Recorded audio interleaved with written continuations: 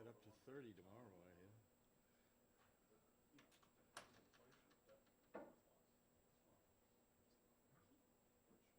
Bad for other reasons, but it does, that's one positive. Normally hearings start at 10, so some folks may just The roads were really bad in the mountain, I will say that. presume that. Jackie, where are your people? I don't know. You're I have some of them very you have a massive responsibility today.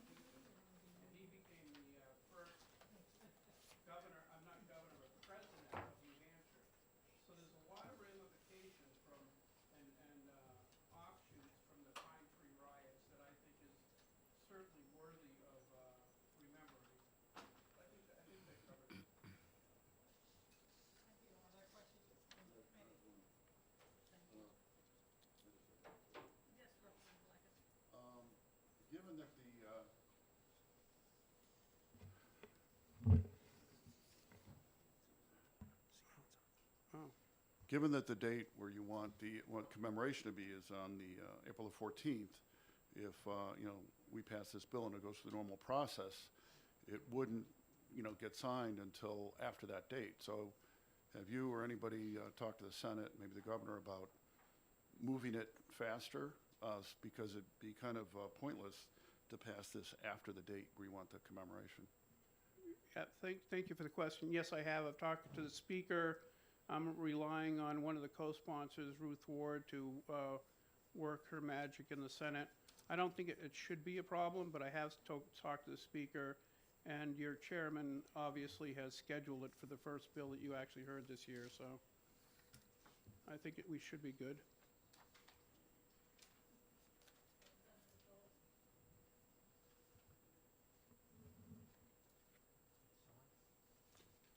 I think you have to turn yours on, Gary. Oh. Thank you, Madam Chair. Representative Hopper, It is off. was there any thought of, instead of legislation, just asking the governor to do a proclamation for this day? We see these bills continually come before ED&A, and trying to move the process along and looking at these short deadlines, has anyone approached the governor to do a proclamation for this? I'm not sure if they have or have not. I just thought this was a good way to go to also allow the representatives from the districts to be involved. So that was primarily why. Representative Baroda, did you have a question? No. Okay, sorry, thought you did. Any other questions, comments? Okay, thank you, Representative Hopper. Thank you, Madam Chair. I have a card from Representative Berejny, but I don't see him here. Is there anyone else who wishes to speak on this bill? Okay, in that case, I'll close the public hearing. We have, oh, you're right, half an hour. Okay. I beg your pardon? No, the only objection that has been raised is first that the governor can declare a proclamation on his own, which is our standing principle, and the other is that it will have to be fast-tracked through both the House and the Senate. Other than that, it's a one-time event, not a perennial, so that's a little less objectionable.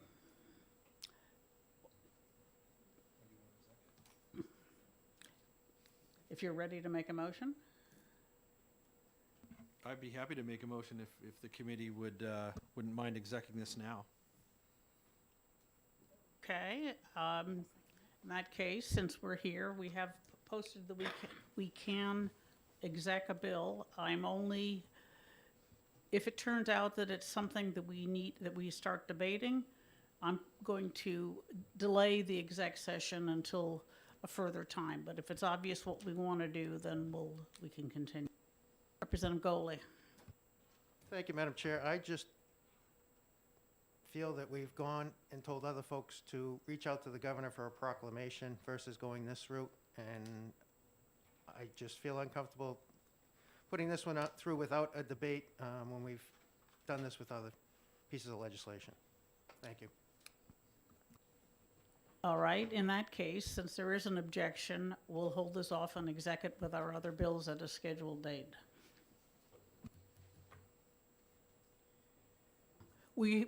I have posted every day that we can exec, but I would just as rather not unless it's totally obvious to everybody what we want to do with the bill. So in this case, we have a break, and use it wisely. Happy New Year to you. Glad to be here.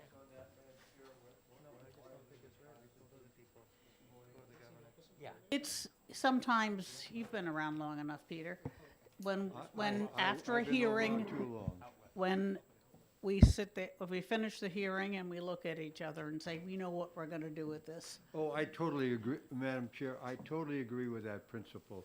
And this is, we know each other well enough now to kind of I'm not uncomfortable with the idea of this event being celebrated, but I think Representative Goldie's view is that we can get the governor to be on board with us almost certainly, not go through the legislative process. Even if we exec it, that wouldn't prevent. Exactly, exactly.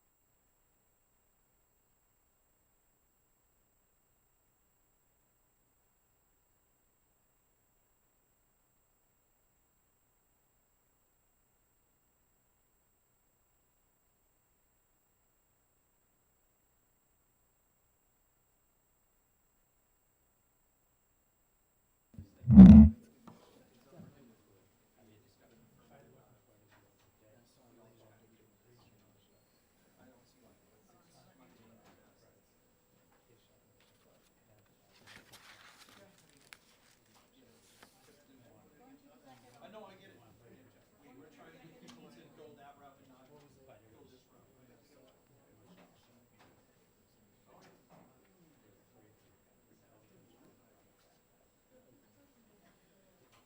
So when I filed mine, I did it full well knowing. Thank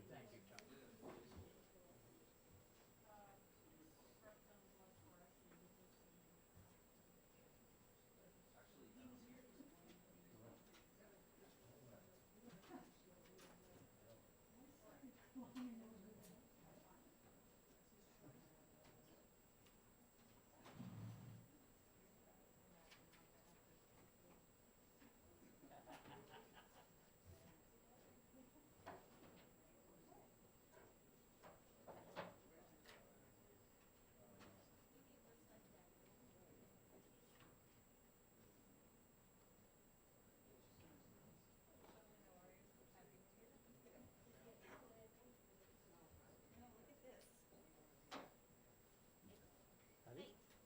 I don't think we ever met. So Mark? Well, Yeah, we there you just go. assume not. Yeah, But, whatever. Yeah, so, I just wanna say hi. well, I should do that too. I don't know that we've ever met in person. I've just seen you on my little screen. well, I think we might have, but whatever. Thank you. I'm glad to be here. So, what was your temperature this morning? It was -2. I was -5. Yeah, well, it was pretty cold. It was, and a good wind. And a good wind. I didn't actually look at mine. I'm just I'm counting on the oil truck coming today because it's running a little bit low. Good to see you. Yep.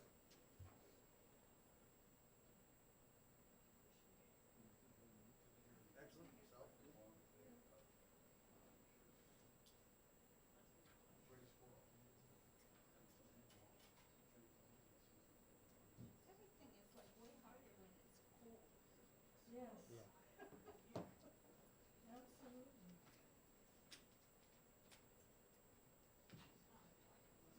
I have a coat, a winter coat that I actually made like 20 years ago when I used to sew some.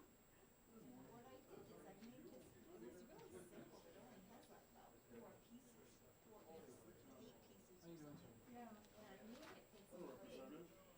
So Johnny, how you doing? no matter what I Good, wore good. underneath Good to see it, you it again. was gonna fit. So I, and it's long, it's all the way down here. I have a longer coat too, but I chose not to wear it today. Yeah, actually, this week I went to the committee 4 days. We should have, but I volunteered to sub on fishing game on That Friday. is so I got to hear all 10 of fishing game bills in one day. I did so Unless they, fast. unless they have to extend it. Yeah, that must be nice. They'll probably need 2 days, one for the hearings and maybe part of another day to recess it and then exec them along and then they're done. There you go. Unlike here, I used 58, 59, and education, it's like 101 or 102. It's just, Yeah. Alicia's gonna be here a lot.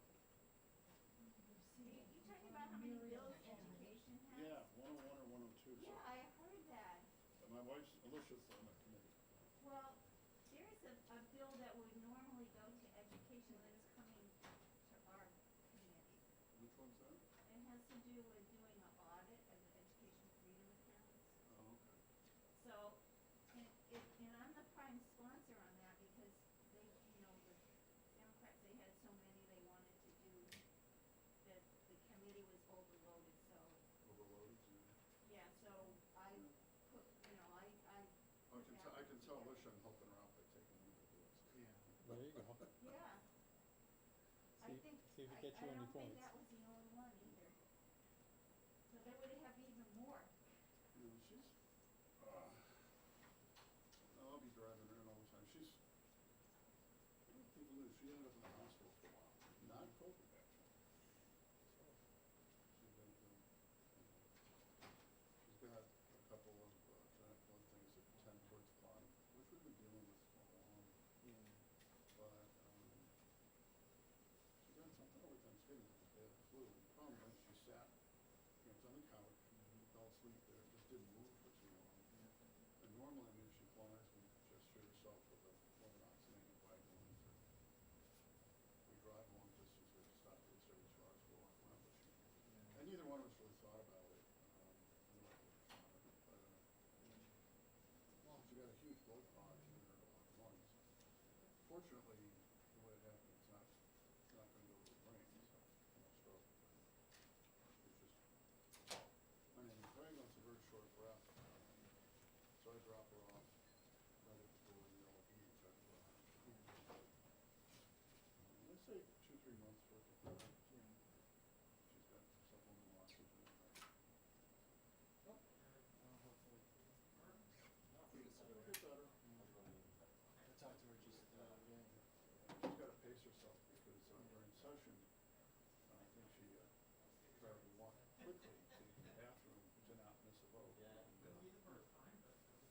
almost, and it's like you're losing peripheral vision and you're seeing spots. She came back. It's not really difficult. So you gotta pace yourself.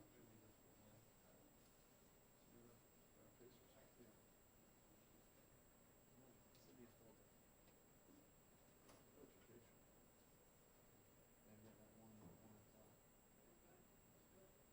Our bill goes to the summer, and I could actually do that, huh? Well, she was gonna sign the petition.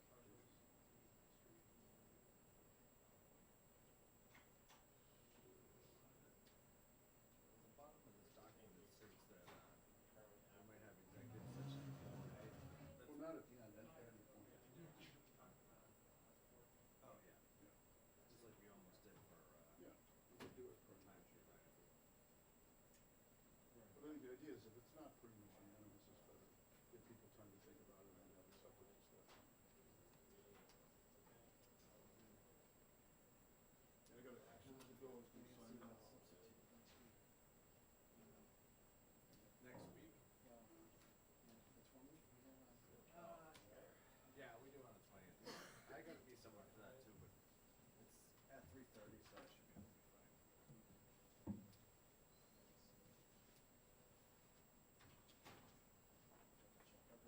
Yes, Carol, you can. Yeah. He is, yes.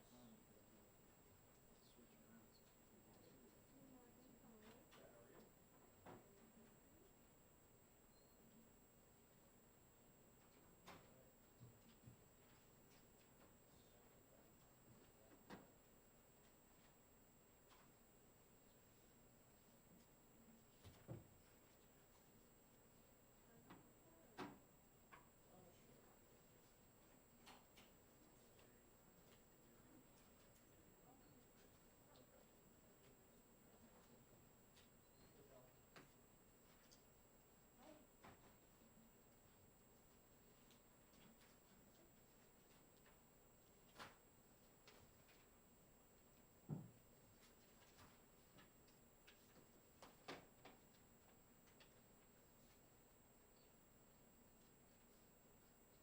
I'm here on behalf of Representative Parker. Oh, is that one today? Yep. Yeah, I read it. Are you gonna testify, or you just gonna introduce it? Introduce it and answer questions. Well, so, that's the one with like the position and make it unclassified. I frankly, having worked for the state for 30 years, don't think that's actually the best way to get the best person and to get somebody who will stay. Because you classify, that makes it a political appointment. It makes it, some kind of rule in Health and Human Services that they can like get rid of,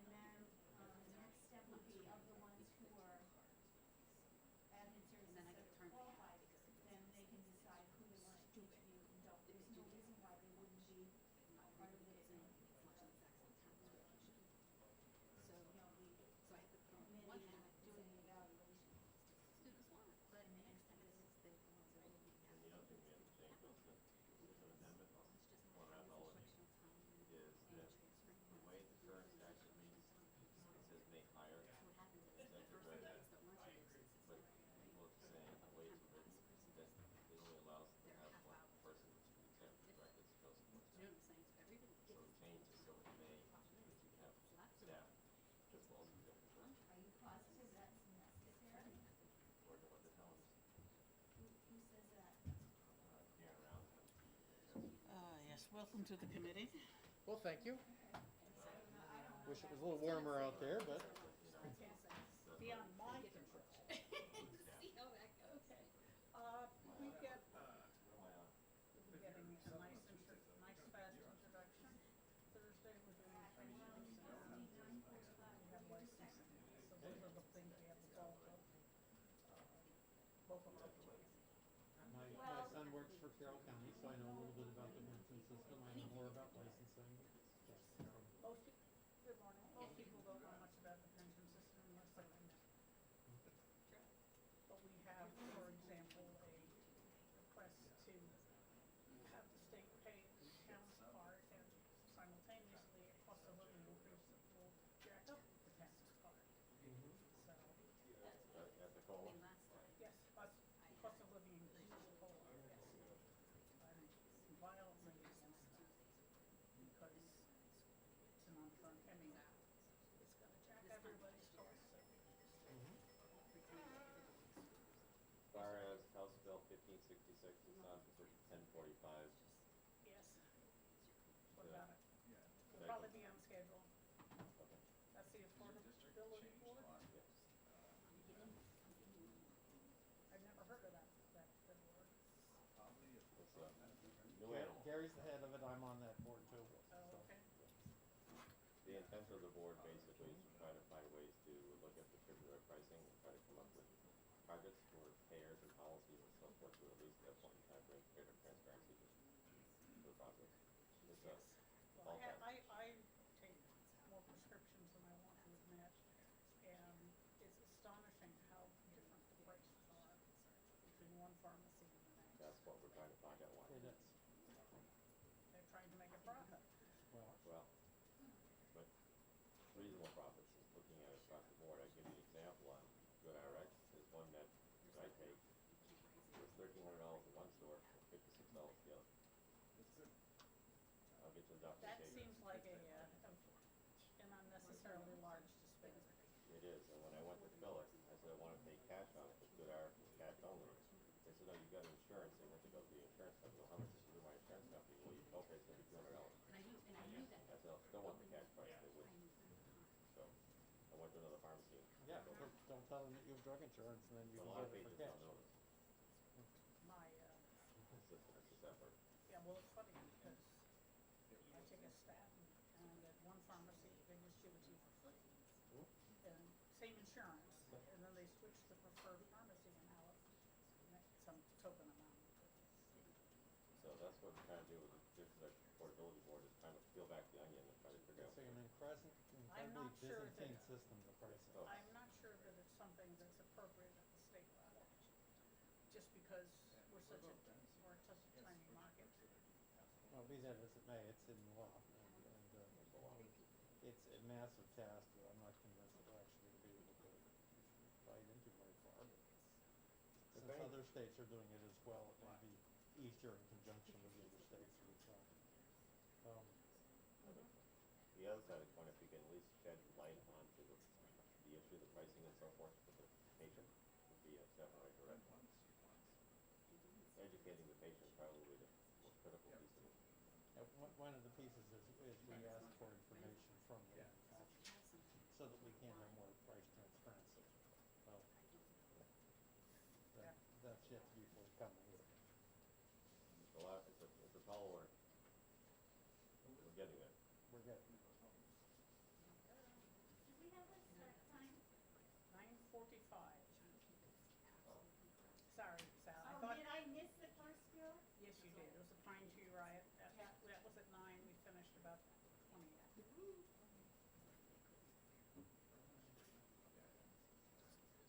Very good. Yeah, well, there were like 4 of us here at 9 o'clock, and everyone else just drifted in. Well, it's hard, it takes longer when it's cold. I think I got here right about at 9, might have been 1 minute after, but pretty close to Yes, it. you were in you were in batch 2. I just find the room. That was the challenge. Your file drawer, by the way, is in office 306, which is where we usually are. a very light load, and election law has a large load, so you're Okay. not gonna have those items. Okay, that's good, because I don't want to carry this folder back and forth. Although I take most of my notes on my computer, and I already have the PDFs of all of this. You can just use it for putting your coffee cup in if you like, it's up to you. There you go. But it's your drawer. It's store for future bills. I appreciate it. There's also a coffee pot, it's not useful on the hearing here, other than. So we didn't have one in HHS. That was a subject of a great. DNA has traditionally had a large number of heavy coffee drinkers, myself included. One thing about staying at home and doing Zoom calls is I broke myself with my coffee habit. Because it was annoying to go downstairs and make the coffee yourself. I just make a pot and put it in there. Keep it in the thermos.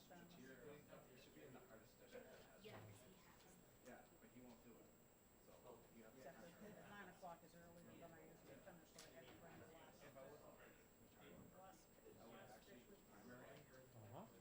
Understood.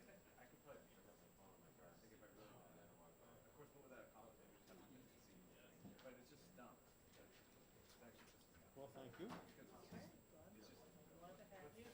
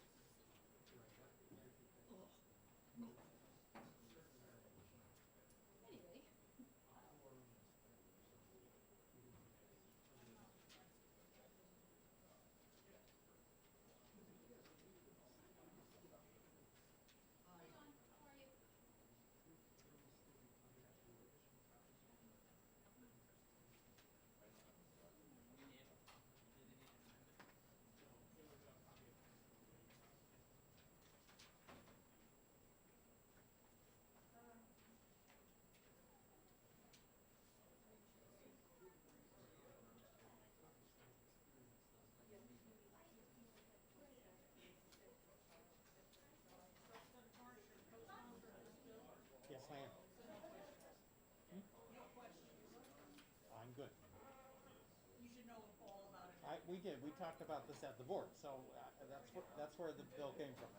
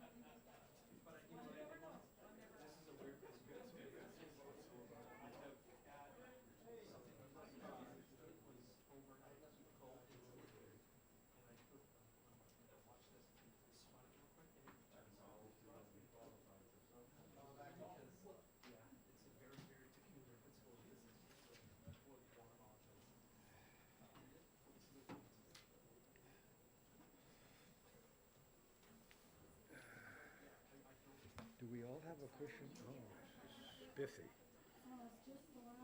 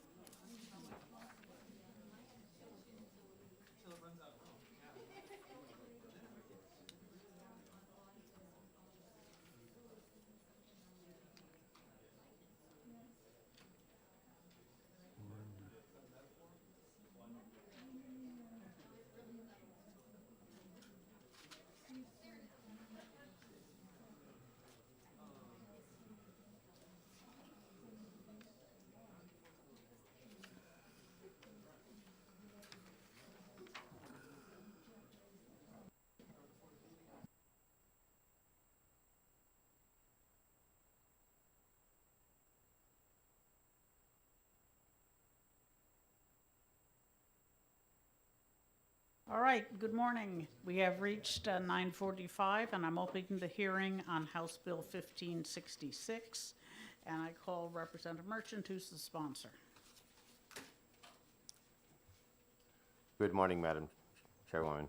It's good to see everyone in this committee again. It was nice to serve with you a couple years ago, and it's a pleasure to be back here to talk to you today.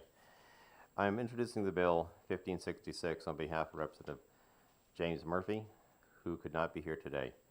So what I'd like to just go forward with is that, for the record, my name is Representative Gary Merchant, Sullivan County, District 4, which is Ward 2 in Claremont, New Hampshire. I come before this committee to introduce House Bill 1566 on behalf of Representative James Murphy, who could not be here today. In 2020, the legislature created RSA 21BB, which established the Prescription Drug Affordability Board.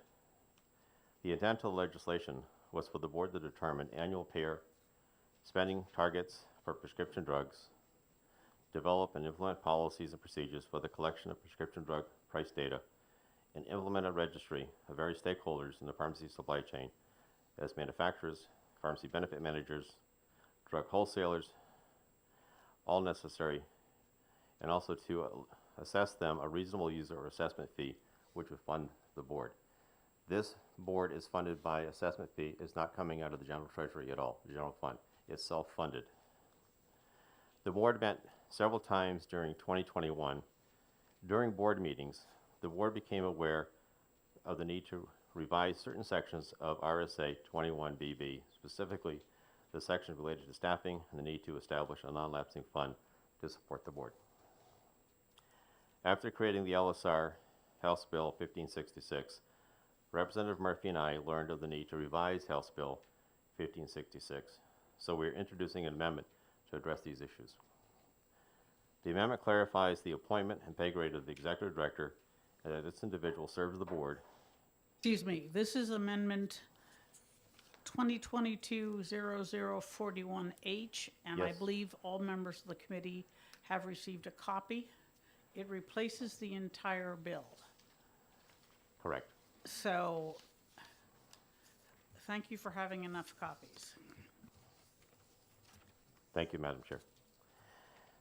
So basically what was changed in the amendment from the original underlying bill was the fact that we were told to be clear that we should insert into the statute the word staff as well as executive director.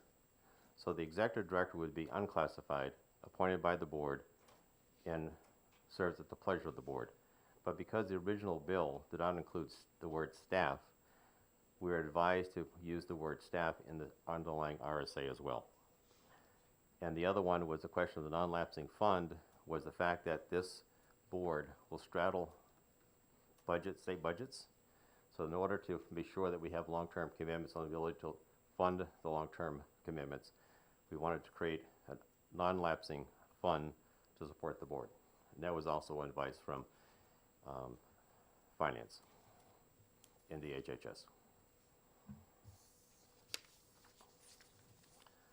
So for these reasons, I'm asking the board, asking this committee to support the amendment to House Bill 1566. And with that, I'll close my opening statement and address questions. Thank you. Questions from the committee? Representative Pearson. Thank you, Madam Chair, and thank you, Representative Merchant. It's good to see you back here. The fund, I know this is going to sound like a funny question, how is the fund funded? But the fund that you speak of, is this also going to be funded through the fee process and the self-sufficiency of the board and not the general fund? That's correct. What we found out is that when we started to issue the assessment fees this year, that there was no place to park the money because there was no fund created to receive it. So what's happening is we're actually going to fiscal committee to ask for a supplement to the budget so we can create a line item in the budget to receive the funds. So the answer to your question is yes, the board is self-funded through the assessment fees. It does nothing to do with general treasury or general fund at all. Can I have a follow-up, Madam Chair? The dispersion of the funds from this allocation that you're doing by fees, who decides how that money's allocated out of that fund? It's decided by the board. By the board. Okay, great. Thank you. Other questions? Representative Goule. Thank you, Madam Chair, and thank you for coming before us with this. Just a quick question on the executive director and the pay grade. Has this gone before the JCEC, Joint Committee on Employee Classification, or is this what is currently in statute for this pay grade? I'm not sure if it went there specifically, but I did go through the process with the state Human Resource Department, and they're the ones that vetted it. And I'll turn it over because my apologies too, because I also brought someone from the Department of Health and Human Services, Attorney Barry, who's acting as a liaison to us, so maybe he can speak to that question Thank better you. than I can. Good morning. For the record, my name is Robert Berry. I'm an attorney with the Department of Health and Human Services. In my role here today, I am the liaison between the department and the board. The board is administratively attached to the Department of Health and Human Services, so I'm helping with the board's stand-up process, so to speak.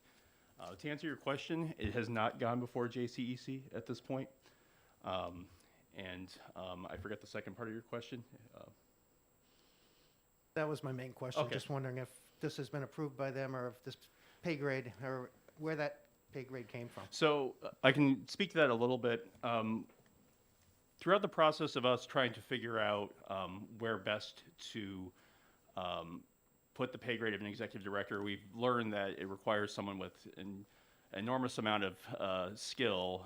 My words have been that it's a bit of a unicorn among other prescription drug affordability boards throughout the United States. So in order to be competitive and ensure we attracted qualified candidates, we thought that the best approach would be to move the position into an unclassified position at this pay grade. Representative Schmidt and then Sytek. Thank you, Madam Chair. Representative Sytek and I are on the JCEC, and so my question is, you said it has not gone before the JCEC, but has it been presented to DAS for inclusion in the next meeting of the JCEC? I do not believe it has been, but I can follow up on that. Okay, because that you got to get it in the hopper. Okay. Okay, thank you, Madam Chair.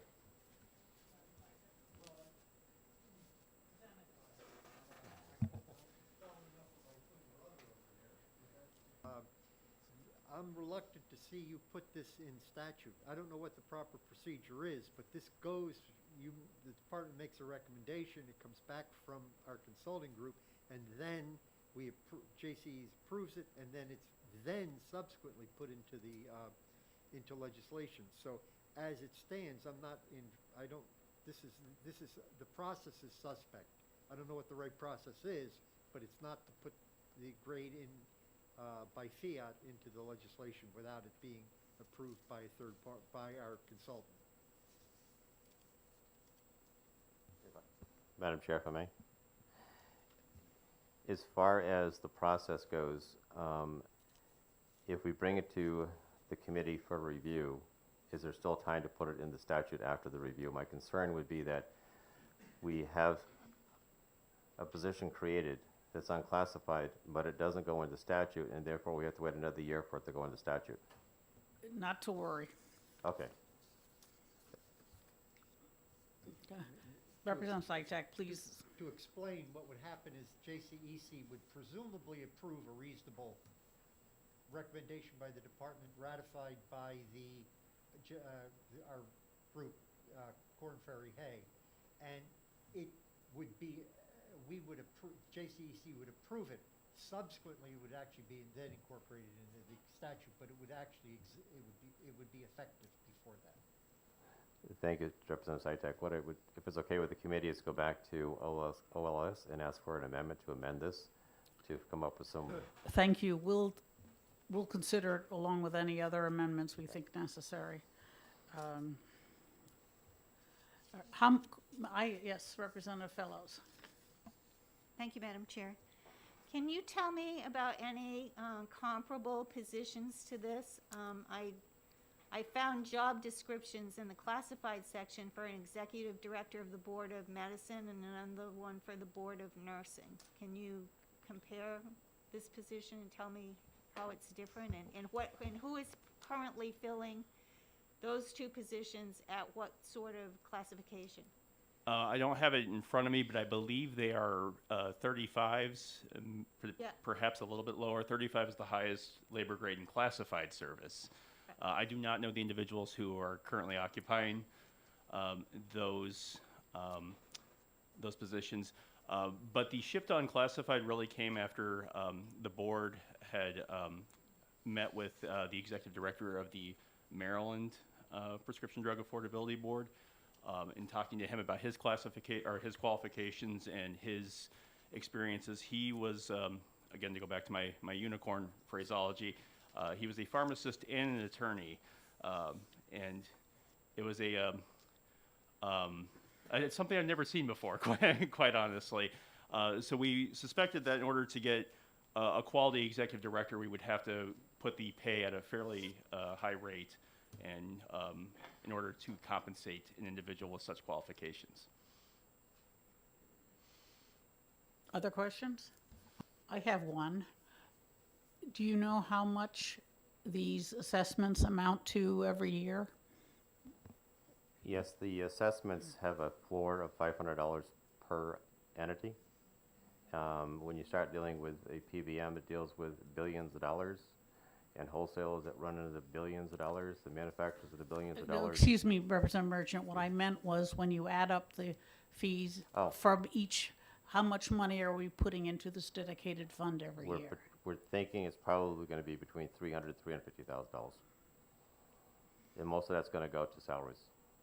And it's going to be the executive director along with some of the support staff, which are probably an administrative assistant and potentially an analyst, which is what has been common in some of the other boards.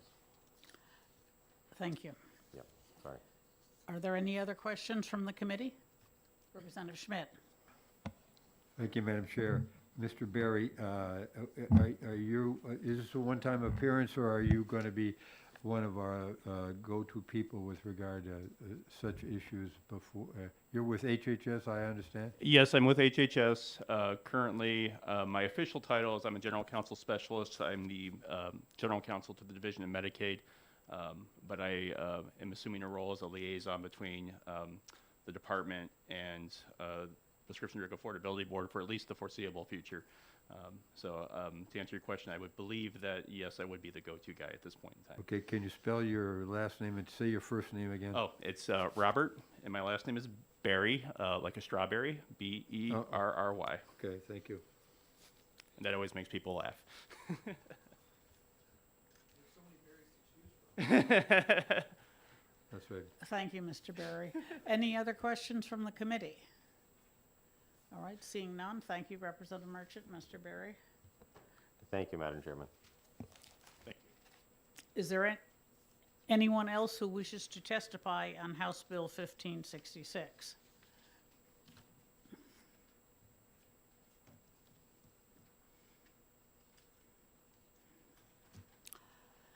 Seeing none, I'll close the public hearing on House Bill 1566.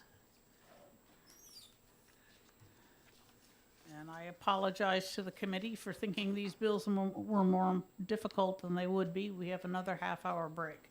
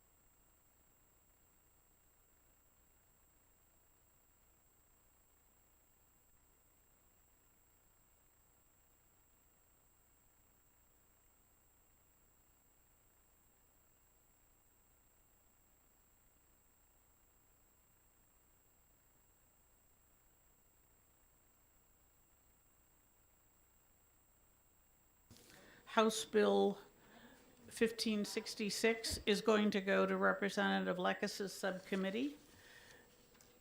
And the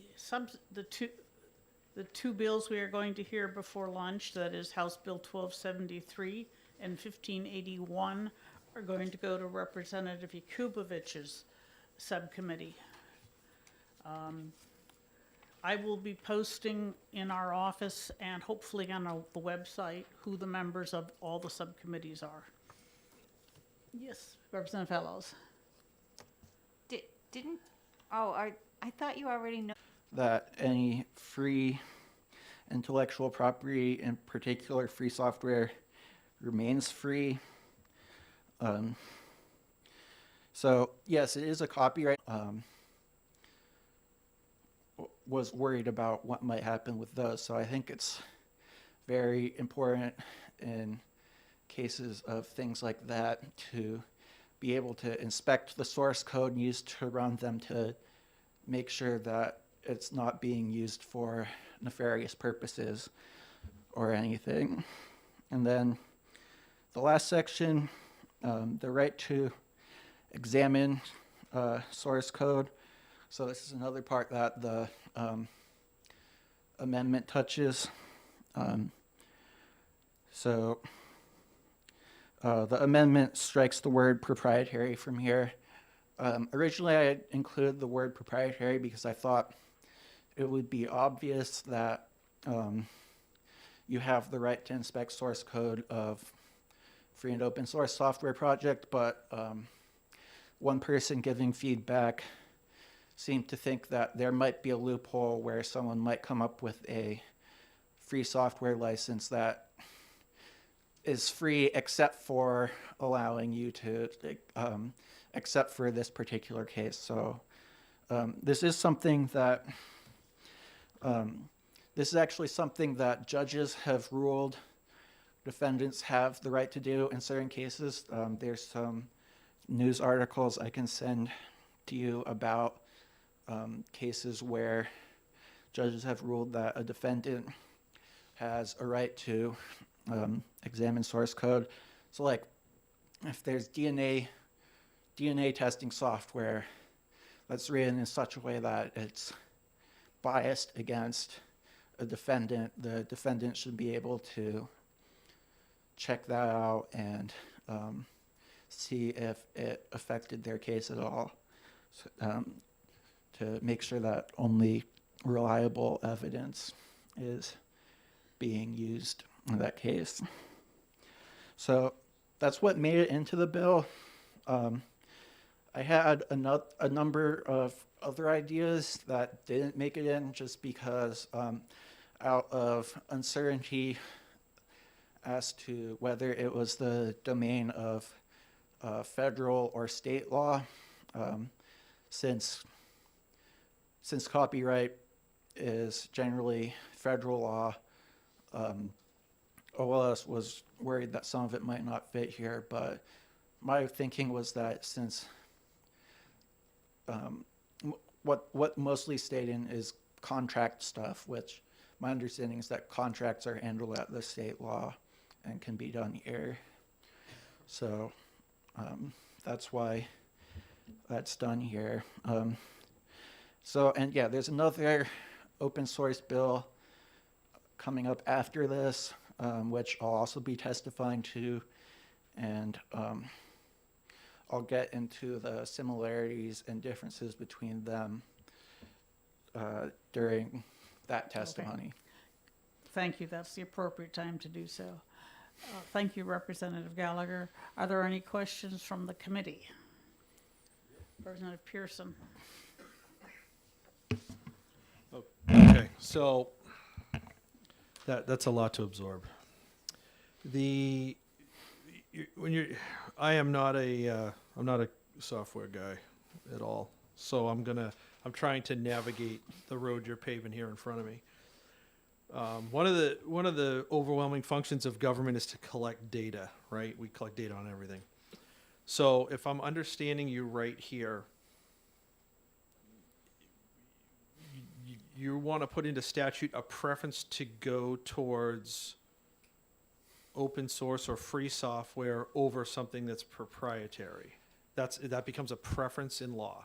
Am I understanding that right? So you're talking about, if you're talking about data collection, I'd like to make sure we draw a distinction here between data and code.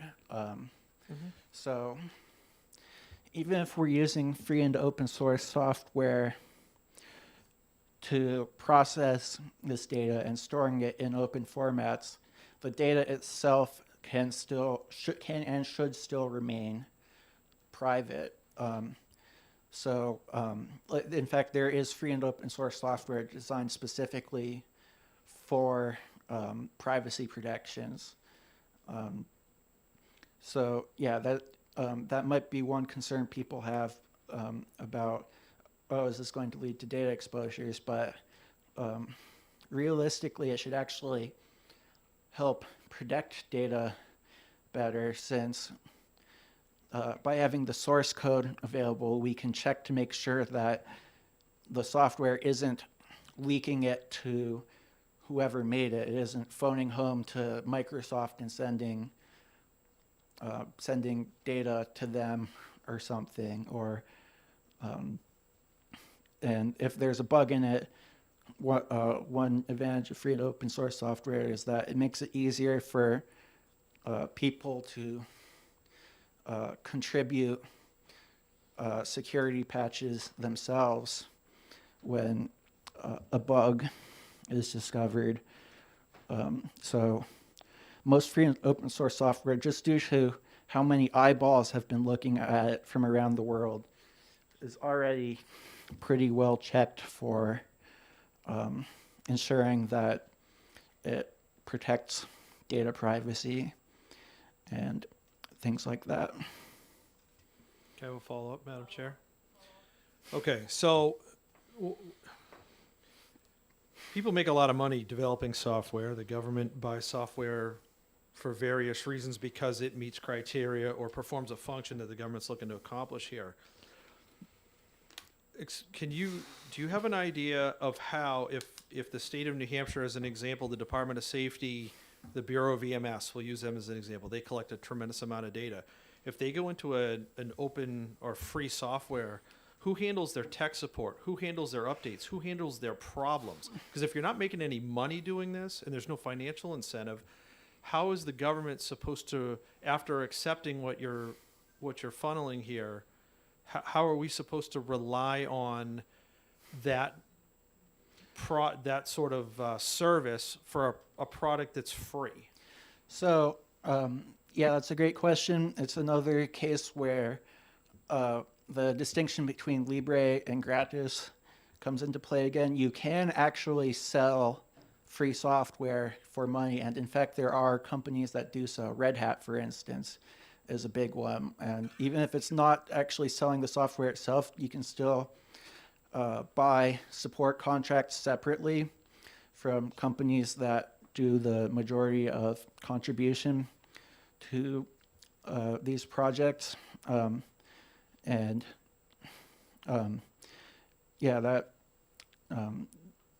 are lots of big companies that do have profit incentives in making sure that free and open source software works, because they use a lot of it on their back ends too.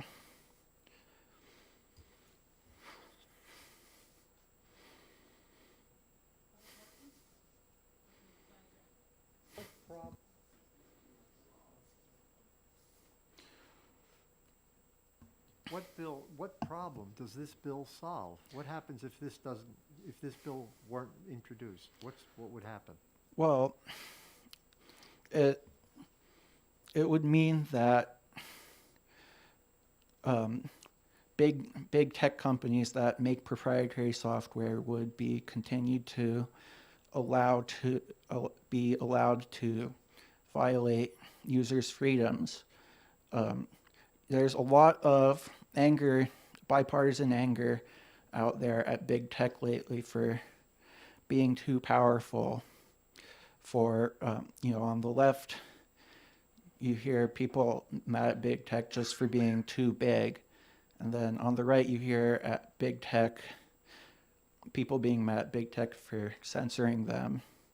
So I think this bill helps address the problem of big tech being too powerful and helps put the power back into the hands of the everyday users to use and modify software as they want to, rather than as the big tech companies tell them to. Are there any other questions from the committee? Representative Fellows. I have a question about the non-compete. It's on the first page, line 23. So, it seems to me this modifies an RSA that's not really in the same section as most of the rest of this. It seems to be suggesting that if somebody works for a company and develops software for them, that they should be allowed to share that software in a free, what do you call this? In a free software environment, like take the code. So Well, it doesn't mean literally copying and pasting. It just means that they can then, like, even just look at the source code of it doesn't let the employees take the proprietary software and then make it non-proprietary. It just lets them work on both proprietary software and free and open source software at the same time if they want to. Like, they can have the knowledge they gained from working on one and use that to contribute to the other. But I'm pretty sure it shouldn't do anything about actually changing the license of anything involved. So somebody who's doing programming for BAE systems and understands, the defense systems that are being developed by them, because they understand that code, they can go to another free open software place and put that code in, because in their brain they know how to replicate it because they wrote it the first time around. Correct? Yeah. Thank you. I have two questions. First, there's no fiscal note. Do you imagine this is not going to cost anything? So yeah, I'm a freshman representative here. I'm not really sure how the whole fiscal note process works yet. Yeah, I'm not sure if it will cost anything yet. It could very well cost something, just since I'm creating extra work for the Department of IT here. But as we heard back during the Iraq War, one motto that was repeated a lot was "freedom isn't free." And while I disagreed with its application in that specific case, I do think it applies here, is that we may very well have to spend money hiring programmers to help make this transition to free and open source software actually happen. Thank you, that makes sense. And I think that's actually my second question as well. Other questions? All right, thank you very much, Representative Gallagher. Thank you. And I call Commissioner Dennis Goule.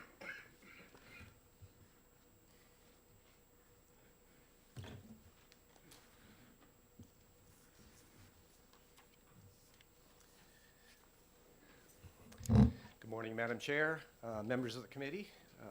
For the record, my name is Dennis Goule. I'm the Commissioner of the Department of Information Technology. Today, I am speaking in opposition to House Bill 1273.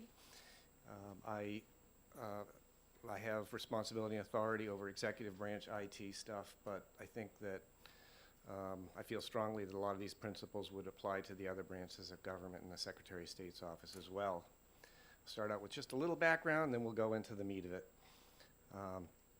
The state of New Hampshire does make extensive use of open source software for citizen service purposes. Some examples are our web content management platform, our learning management, specifically Fire Academy, outwardly facing to learning, very economical. Linux operating systems, as the bill sponsor mentioned, Red Hat. We have literally hundreds of those in operation today. And approximately 85% of all state of New Hampshire technology solutions contain one or more open source library. DOIT also uses open source tools to manage several aspects of our own internal environment. The state of New Hampshire's procurement process does allow for the use of open source software in a competitive bidding scenario if the proposed open source solution is the winning proposal based on functionality and capability, fully loaded cost, compliance with cybersecurity, privacy, access to federal funding streams, state statute, and third party, like payment card industry requirements. Ability to agree to important contract terms like indemnification and long-term supportability. I oppose HB 1273 because it's not necessary. Our procurement process and vetting handles a lot of what the concerns that arise, and if passed, will increase cost, harm our cybersecurity and citizen data privacy posture, create risks for federal funding streams, and in many cases do a less capable job of meeting citizen functionality requirements. I'll go through each of those individually, but not too long-winded. Increased cost. Often open source software, as Rep. Pearson pointed out, must be supported by the staff that implements it. That support does not benefit from the economies of scale that a large commercial software company can achieve by supporting a large base. Supporting a larger open source footprint would require adding DOIT staff to accomplish implementation, support, and compliance. And as many of you know, the single largest expense in my budget, largest line item, is the salaries and benefits lines. I have a lot of experience running open source in my career, and that can't be overlooked, particularly when you're talking about actually looking at the source code itself, because you need lots of people to do that. Cybersecurity and citizen data privacy. Software supply chain exploits are increasingly being used by bad actors to successfully compromise systems. By inserting malicious code through the supply chain, users of the software may be vulnerable and not even know it. Commercial software companies have direct control over their supply chain, so have the ability to manage it. By definition, the development of open source software exercises little or no control over who inserts code and what that code is.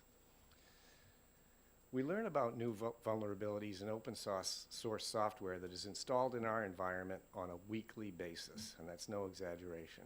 Since most of it is sourced from supported entities, we are receiving and installing patches versus coding the corrections ourselves. Think labor cost. And even that is a resource challenge. Increasing our open source footprint would only exacerbate this problem. As an example, all of the website defacements that have occurred on state websites around the country, a majority have been accomplished by exploiting unpatched open source implementations. The new norm for ransomware is that perpetrators extract the data prior to ransoming it. This means that cybersecurity risks inherent with open source also become citizen data privacy risks. Now, it's ironic that I'm speaking about this today because the single largest exploit that we've had to deal with ever is Log4j. You may have seen it in the news. It may have impacted a company in Massachusetts who does payroll and personnel processing that was taken down. We're scrambling, as I speak, to patch systems in the state based on that open source library that's in many, many places in the state and around the world.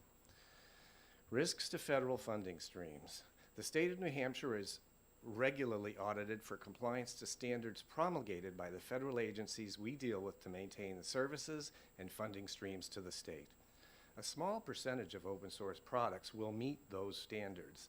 So, in general, it's only appropriate to use open source products when the use case is not dealing with regulated citizen data.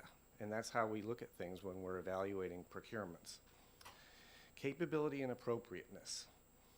As with all states, the state of New Hampshire has hundreds of different ways we interact with citizens using technology.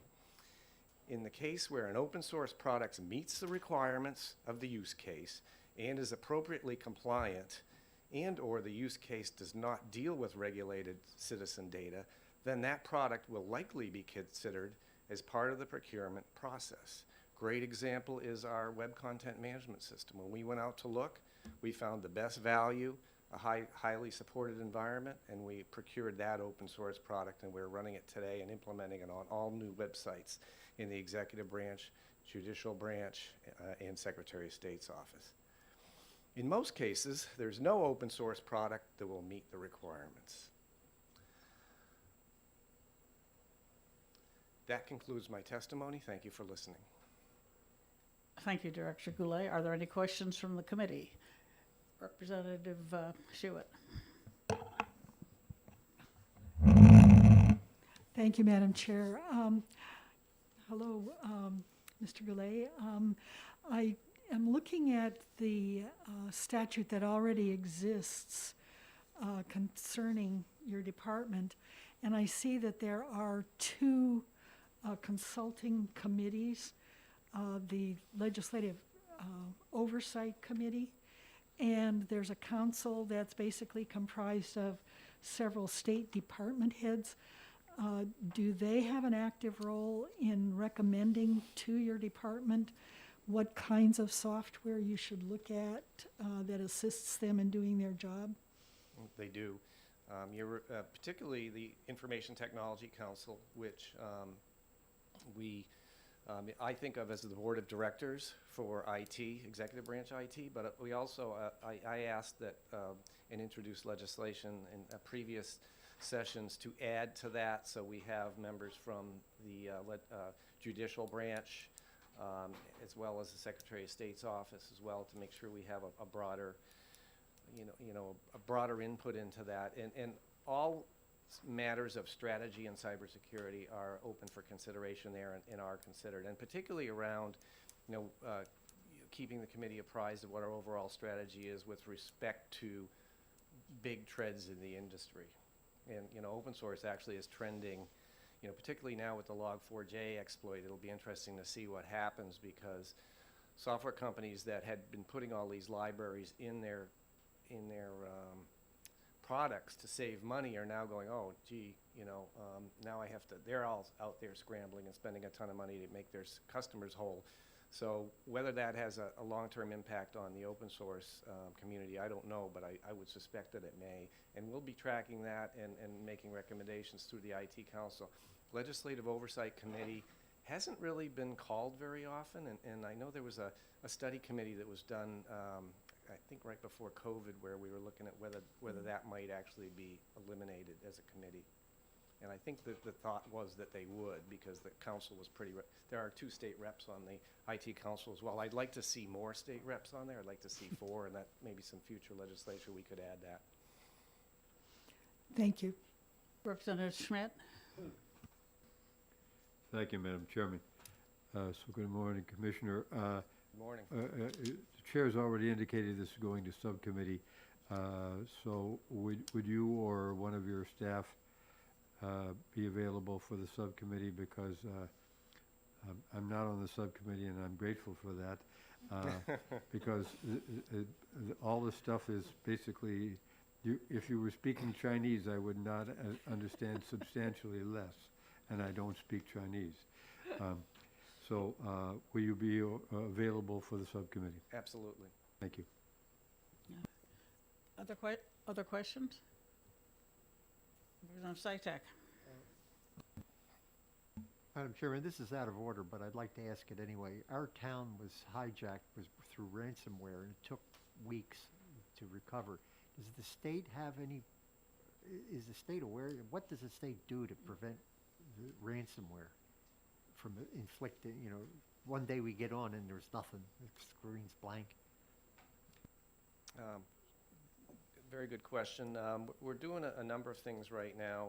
One is it's been, it seems like a long time. We actually requested a grant of close to $500,000, a Homeland Security grant that was specifically targeted at municipal cybersecurity concerns. And that whole grant process slowed way down during COVID, but it restarted recently, and we did accept and expend that $475,000. That's addressed two areas for communities. One, and all communities are eligible. One is to develop, to work with them, do statewide tabletop exercises so that interested members of political subdivisions can participate. And from that participation, and we'd host it in various locations around the state so that people don't have to travel as far as they would if it was centralized. And secondly, from that we would develop a cybersecurity disruption template that political subdivisions can use, which really helps because it helps you understand and get a knowledge of what what you should be doing and how you'd react should something happen. The second part of that grant is actually piloting some tools with subdivisions who have volunteered to do so, to learn how we could efficiently and effectively implement and strengthen the cyber posture in our political subdivisions. Another thing, we're just about to send in another grant request for a little over $100,000 in which we would offer free cyber awareness training for municipal employees around, not mandatory, but free voluntary cyber awareness training for municipal employees. That's a big deal because it's, when we see, some of those, I get to dissect some of those things that happen in your communities, and oftentimes it's things that, because the cyber awareness training we've had mandatory in the state for years now, a lot of state employees wouldn't have done that, but a municipal employee might have done it because they just didn't know they shouldn't. So that's another thing that's going on there. And then finally, with the infrastructure bill, the state of New Hampshire stands to be able to access $12.4 million of cyber grant funding that is 80% of which is targeted at political subdivisions, state, cities, towns, and schools. So we're now looking at that. That's set up to be a matching program, so that I'd need appropriation, general fund appropriation matches so that I could access that money. And we're still waiting for guidance from Treasury and from other entities inside the federal government on how we access that money. But one thing to take away here for anybody that's thinking about budgeting is that is designed to be a matching, program with matches. And I can share with the committee or anybody information that we have so far about what that looks like. We operate a kind of a public-private partnership right now with it's the DOIT and Homeland Security Emergency Management and the National Guard, state and New Hampshire National Guard, as well as Primex, who insures 85% of all our political subdivisions and all of our SAUs, who's obviously very interested because they have, when there's a successful ransomware attack or whatever, they are the ones that are covering that. Also federal entities like the FBI and other entities that, like DHS, CISA, for example. So we're doing a lot. Not as much as I'd like to, but a lot. Thank you. Other questions? Representative Rhodes. Thank you, Madam Chairman. Thank you for taking my question. Our chairman asked the sponsor about a fiscal note, And as I'm looking through, I'm just seeing funding, develop a funding mechanism, estimated appropriation, all through here. Do you even have a rough guesstimate at the cost of implementing something like this? I was surprised there was no fiscal note attached to this, but I have to say I would have a really hard time attaching cost to this, but it wouldn't be small. I think it would take me between a year and 2 years to figure out what it would actually cost. That's how impactful it is. You're welcome. Representative Schmidt? Thank you, again, Madam Chair. So you mentioned towns and cities. I'm wondering, did you leave out counties intentionally, or are counties not part of the process? No, I should. That was an error of omission. I didn't. Counties are also party as well. I'm glad to hear that. Thank you. Yeah, and we have county representation on the Information Technology Council as well. Okay, thank you, Mr. Other questions? All right, thank you, and I look forward to your support of the subcommittee. Oh, thank you. John Hall?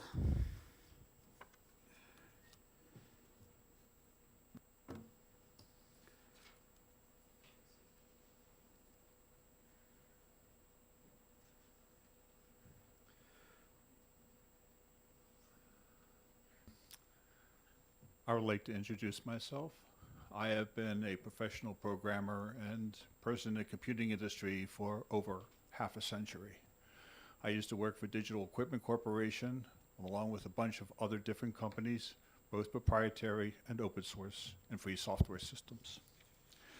I've also been an educator, teaching at the university level. And I started the Greater New Hampshire Linux Users Group in 1995. We've talked a lot about money today. I would like to talk about total cost of ownership. Certain closed source companies, proprietary companies, talk about total cost of ownership. And in the early days of free software, yes, the total cost of ownership was higher because of the lack of people who really knew the software and knew how to work with it. However, those same companies have recognized that in the last 10 years, the total cost of ownership has actually been about the same. You trade off the cost of the licenses that you pay for the software for the cost of maintaining it. And so over a 5-year period, they've actually produced studies to show that the total cost of ownership of free software is actually about the same. However, that's not what you should care about. You should really care about the return on investment that you're making. Where does the money that you spend go to improving the software environment and improving the lives of your constituents? Are you going to be sending billions of dollars to Redmond, Washington, and to keep them paid up with their licenses? Or are you going to spend that money paying local software developers to help give you the support and create the changes to the systems that you need? Another issue that has come up is the concept of security and whether or not free software is secure. Well, I happen to have worked for companies like DEC who made proprietary software. And I can tell you the same things happen. That a programmer creates a piece of code, there's a mistake in it, it goes out to a large group of people, large group of companies, and it creates a trapdoor. However, the difference between free software and proprietary software is that once the issue is understood, how long does it take that company to create that patch which can be then applied to your closed source software? With open source software, typically the patch is created very fast and it can be applied to many different systems. An example of this was something called the Morris worm. It took DEC 3 weeks to generate a patch to Unix systems that were causing the systems to crash. The free software community had created that patch in source code in 3 hours after they understood the problem and distributed it to the people. This is why PC Magazine, for 3 years in a row, gave the award for best support not to Hewlett-Packard or IBM or DEC, but to the free software community. And if you want to talk about mean time to fix, which is the problem that we're addressing, you need to ask yourself how long you're going to wait for the mean time to fix for Windows XP, which has been retired by Microsoft for a number of years. And yet there's still an estimated 12 million systems out there of people trying to use Windows XP and perhaps still attached to the internet. And in case you say, well, that's Windows XP, that's a long time ago, we have to think about Windows 11, which is not going to run on all of the hardware which you have. Microsoft has already said that. And their answer is, well, just keep using Windows 10. And we'll support that as long as the grass shall grow and the water shall flow. I'd also like to talk about education. As a college professor, I would use proprietary software to teach the students how to solve a problem. That's teaching them one time. But if I use free software, they can take a look at the source code for the software and see how the program solves the problem. They can also learn how to make the software solve the problem better for the end user. And finally, they can actually work with the free software community to make that software better, which gives them a leg up in the real world of fixing real software. People talk about the fact that software producers and software authors should be paid. I agree. I also think that musicians should be paid. But how much money actually goes to the musicians who create the music and how much goes to the companies that distribute it? And I think we all know that. How many of you know the leader of the Microsoft development team? Probably none of you. How many of you have seen the names of the authors of that software distributed with Microsoft software? Nobody, because they don't allow it. On the other hand, many people have heard about Linus Torvalds, the creator of the Linux system, and a lot of the software developers, they sign their names to it. And yes, they are paid. They're paid by Red Hat, they're paid by IBM, you may have heard of them. They're paid by Hewlett-Packard, they're paid by Apache, they're paid by lots of people. We heard about an unfortunate problem in a piece of code which was open source. Here's the difference between open source and free software. With open source, you get to use the source code, but you don't have to give your changes out to the end users. This is a problem because companies can utilize that open source code in their closed source proprietary products, and the end users don't have that fix to fix that problem. Only when that proprietary company redistributes that patch. That's why free software is important, not just open source.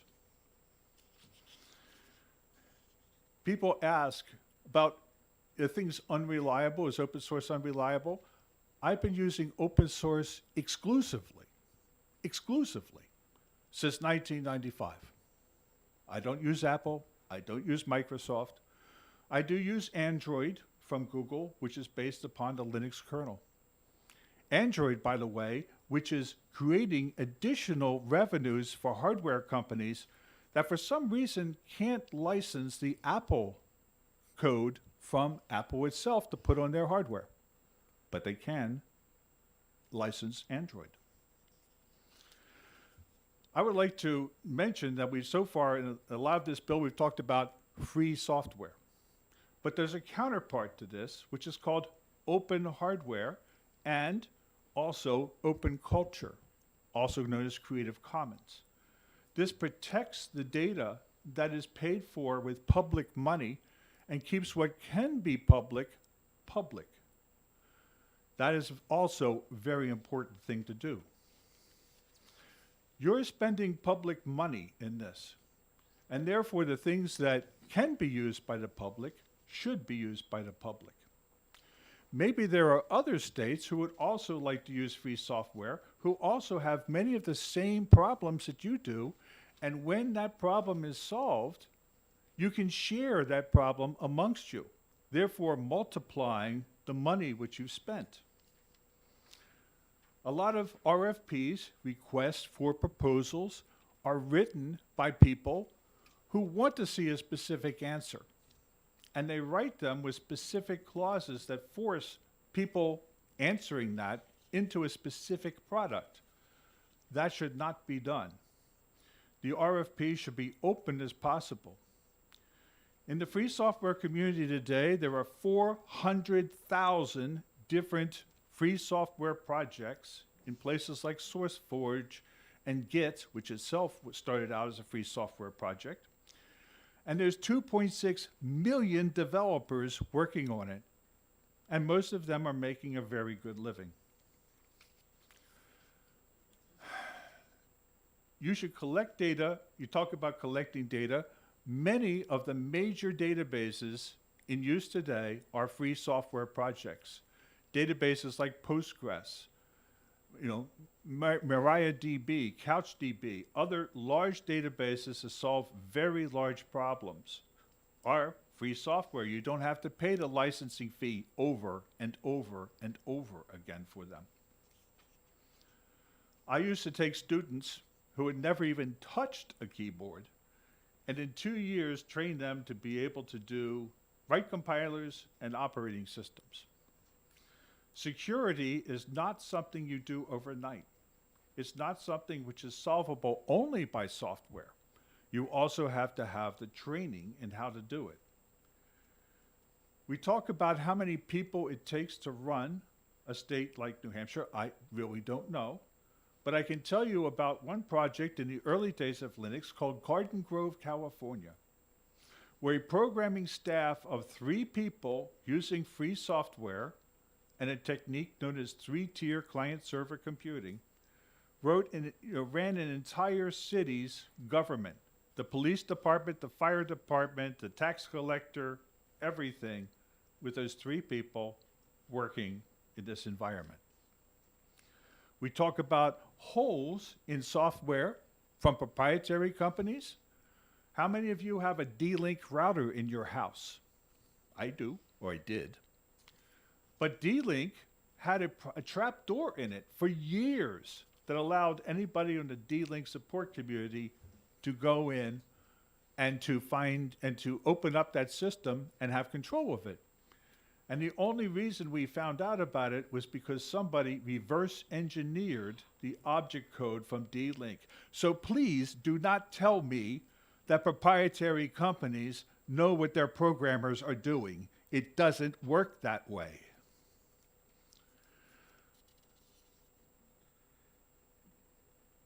Do not teach products to your students.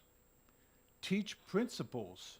Principles of security, principles of database, principles of networking. Do not teach Cisco networking. Do not teach Microsoft Office. Do not teach that. If you're going to teach something, teach how to use an Office product to run your business better, and then you can use any Office product. And for the people to say to me, we have to teach these products because that's what people are using in the real world, I say to you, you're teaching students who can do brain surgery, create bridges, build buildings. They're smart enough to do that, but they're too stupid to be able to pick up a book on Microsoft Office and learn how to use it in a single day. You can't have it both ways. They're either smart or they're stupid. And so I don't think that this bill is perfect. Very little is. I think that a lot could be done by forming that committee and working forward to creating a basis where New Hampshire could be looked at as an element, as a central point for the training of free software in the whole United States.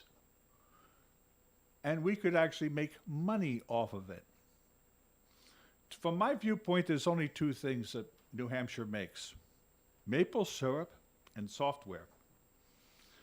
And I don't know about you, but I'm tired of sending a Redmond, Washington to Silicon Valley for software that our people could make. And there's only so much maple syrup that Bill Gates can drink. With that, thank you very much for listening. If you have any questions, I'll be happy to answer them. Are there any questions? Not seeing any. Thank you, Mr. Hall. And I would be happy to work with your committee if you wanted me to.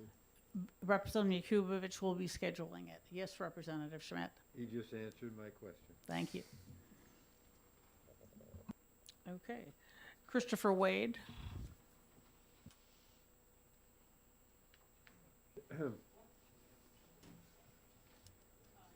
Members, could you shut your mics off unless you're actually speaking?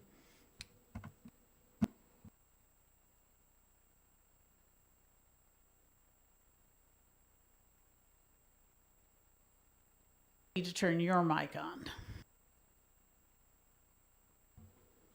Okay, so it's red. Weird, red's on. Okay. So yeah, I'm Christopher Wade. I'm a resident of Keene, New Hampshire. I am also CEO of a technology company that deals with free software, and specifically with hardware. But I have a lot of experience in this basically, and supporting, especially in the past, more in the past, but recent past, but companies doing migrations to free software. And I can say that it is actually cheaper to migrate to free software, the overall costs anyway, even if there is an investment cost. So it's, I was a little concerned about some of the testimony here today because it was just inaccurate and misleading and manipulative. But one of the things I actually have a concern about this bill is that these IT people, they know how to work around a lot of these sorts of bills in that they will put in specific feature requests that they know only one particular application can fill. But one of the benefits of free software is you can actually add functionality yourself if you want to. So it kind of is, it's very disingenuous to say, well, we have to go with this particular application, proprietary application, if you can also add that same feature to a free software application and then avoid those licensing costs. Now, that doesn't mean that the free software is automatically going to be the, solution that's that you're going to want. Like sometimes you're just going to want to go a certain route, and because over the long haul it's going to be the best route, right? So let me just go here. I want to say some more stuff here. So one of the other things I want to point out is that free software really doesn't have anything to do with the costs. You want to invest in free software development rather than spending money or sending money to Washington, D.C. We've already got companies. We had a really solid technology industry 20 plus years ago in New Hampshire, and we lost out because we didn't take the right steps. And this is an opportunity to fix and correct those things. New Hampshire is still a very good place to do software development and technology. And we've actually been attracting over the last decade or so a lot of small companies back to New Hampshire, and most of them are dealing with free software development. So it's something that you should consider as well, because it will end up with money going into the pockets of our citizens as opposed to citizens over in Washington. All right, let's see. All right. So I think the major thing, though, honestly, about this bill is it actually improves the security situation. So what people don't understand is that Microsoft uses free software, right? Like Microsoft actually moved to using Linux as part of its system, and Linux is free software, right? So because of the security implications and the dangers of proprietary, I don't know if people remember, but anybody who's using Windows, a couple decades, like 20 years ago, viruses, constant virus. Does Linux doesn't even have antivirus software for it because it actually fixes the bugs, as opposed to Windows where you have to wait for bug fixes from Microsoft that never get fixed, and then you need antivirus software as a result. But of course the antivirus software doesn't even work, but they don't usually tell you that. It's just kind of your only option. So one of the things else I want to point out is that I thought it was pretty ingenious to bring up the vulnerability with Java here recently. That sort of vulnerability, it's going to happen in any software, regardless of whether the sources are available for it or not. They actually happen way more frequently in the proprietary software, and unfortunately, we're unable to fix those bugs. We are relying on other companies. Most of the time, those bugs don't get fixed. Now, I thought it was interesting that John here brought up the router situation, because that's one of the things I am actually an expert in. Did you know that almost all routers on the market today are full of holes and problems? There's like 1 in 10 that you can get that actually isn't problematic. So, and the reason, and the funny thing about this is most of those are based on free software, but the holes are not in the free software. They're in the proprietary components that you're relying on that run on top generally. And in order to fix them, you actually have to revert to a completely free system. So, because the manufacturers themselves don't put out the fixes. The fixes exist, but they only exist in the free versions. Now, if the companies actually support their product properly, which proprietary software developers generally don't, then those bugs, those problems, those exploits wouldn't be exploitable. So this is one of these problems with proprietary software companies. If the company that you are buying the software from doesn't fix the problem, you can't fix it yourself either. So. One of the other things I want to point out is proprietary software often hinders support. So, and it does it in many, many different ways. In one way, if it's like a piece of hardware, say you bought a printer yesterday and you buy a new computer today with a new operating system, if it's a proprietary operating system, you can't use the printer you bought 6 months ago with the new operating system. With Linux and free software, you can, and the support's not going to just disappear. So there's all sorts of costs that you will find that don't exist in the free software world as you move away, that never get taken into account when you're running the numbers. And I think that's something that's important to mention.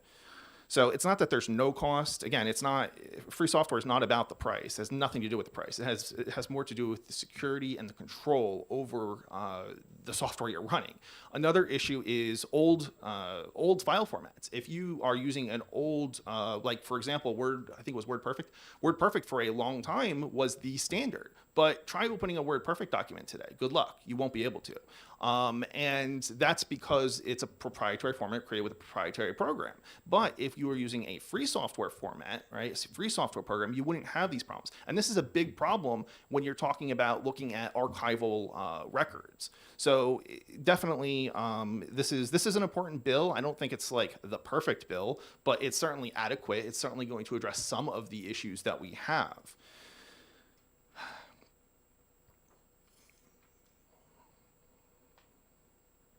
So I think one of the important things to bring up are the migration costs. Migration costs are actually fairly small in the scheme of things. There is a migration cost, but what people have to remember is there's always a migration cost from one version to the next. When you're running Windows 7 and you go to upgrade to Windows 8, now it's a particularly good example because the user interface changed drastically. That had significant migration costs in user training, okay? At that point in time when that was going on, I remember I was supporting both Windows users and I was supporting Linux users. When we moved people to Linux Mint, I didn't have any training to do. I didn't have to teach them anything. They just picked it up on their own because you didn't have those drastic changes. But with Windows, you did. So it really depends on like what versions of the software people are moving from to determine how expensive it actually is. But the training costs actually aren't necessarily that great because oftentimes the user interfaces are very similar between Windows and Linux or free and non-free software. Now, there are sometimes differences, like Apple is pretty different user interface than Windows. But between, say, Linux, which is usually what people think about when they talk about free software, it's actually frequently almost identical. So there's not this huge learning or teaching or educational cost that is being disingenuously suggested. And like I said, I have experience with this, so I know. I deal with some of the largest companies in the world actually in supporting mostly at these days with hardware, but basically I'm the leading expert basically in the world on this. So, all right. So most of the cybersecurity risks are actually impacting proprietary software, the control chains. Microsoft, as we were saying before, Microsoft and other proprietary software companies actually use free software. So any argument that you have like that free software is somehow less secure, well, you're already using it. It's not, and the reason it's not is because I'll give you an example. Debian is a version of Linux, and Debian, in order to get your source code into Debian, you have to do what's called submitting a patch, right? And a patch basically changes the software. But not anybody can submit a patch. Not anybody can contribute to Debian. You can submit a patch, and Debian will accept or deny your patch. And over time, as you become trusted, just like maybe an employee would at a company, you will then be given more and more ability to submit patches, maybe without additional review. That doesn't mean there's nobody reviewing it. There is, but it's not just automatically occurring. Excuse me, it seems that you're getting very much into the weeds on how free software operates. Could you stick to what's relevant to this particular bill? I think we're talking about the heart of it, if I'm not mistaken. Okay, so the other thing is proprietary software can't be audited. Free software can be audited. That's another thing. Whenever you start talking about, especially security, and security is the heart of this bill, you're unable to audit not proprietary software. So there's no way to know whether or not it's secure or not. When you talk about encryption, this is usually where it comes up with. If you don't have the source code, there's no point in talking about security. There's no way to tell. I mean, you might be able to exploit it, but you're not going to be able to do a proper audit. All right, one last thing. So there was an exploit here recently, or I'm sorry, they were talking about an exploit that happened with some of our municipalities here, and that had to do with Bitcoin, basically. And I want to point out that that's actually a social engineering problem, not a problem with the security of the software. It had nothing to do with proprietary software or free software. Cybersecurity training is also, I think, a misleading way to phrase things because, it doesn't have to do with technology at all. It has to do with people being social engineered. It's fraud, and people need to be aware whether somebody's calling you on the phone trying to get you to, wire money, or they're trying to get you to buy Bitcoin on the internet. It's a social engineering problem, not a cybersecurity issue. Okay. You have any questions? Representative Saitek.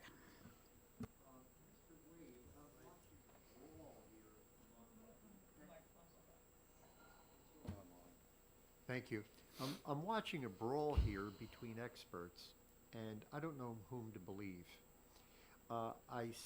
You may have your own axe to grind, meaning you don't like Windows, and maybe I don't either, but I'm wondering whether there's some evangelism going on here. But I just want to make a remark for you. What's ringing in my ears are misleading and deceptive or something like that when you started your testimony. And the gentleman, the commissioner, we've known him a long time. I don't think that those words fit. Please be careful because you probably have some good things to say. I'd like to buy your router when it comes out, Mr. Hardware. But I'm not here to sell you anything. I just caution you that just wasn't a welcome thing to hear. No, I think people should be aware that sometimes people have their own interests, and we're well aware of Yeah. people presenting their own interests. Yeah. It's not uncommon. Yeah. Thank you for your testimony. Okay, Josh Coffin.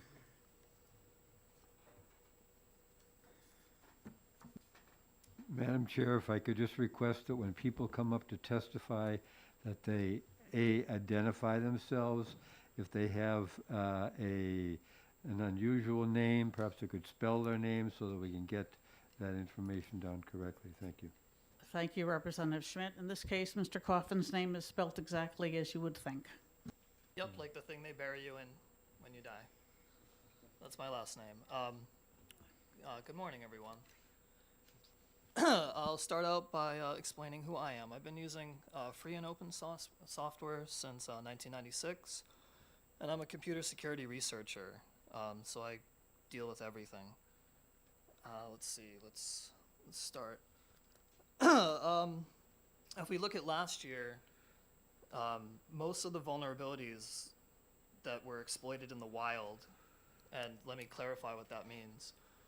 When something is exploited in the wild, it's something that nobody knows about and people are exploiting it. So it's a 0-day vulnerability. It hasn't been fixed yet. Most of them are with proprietary software.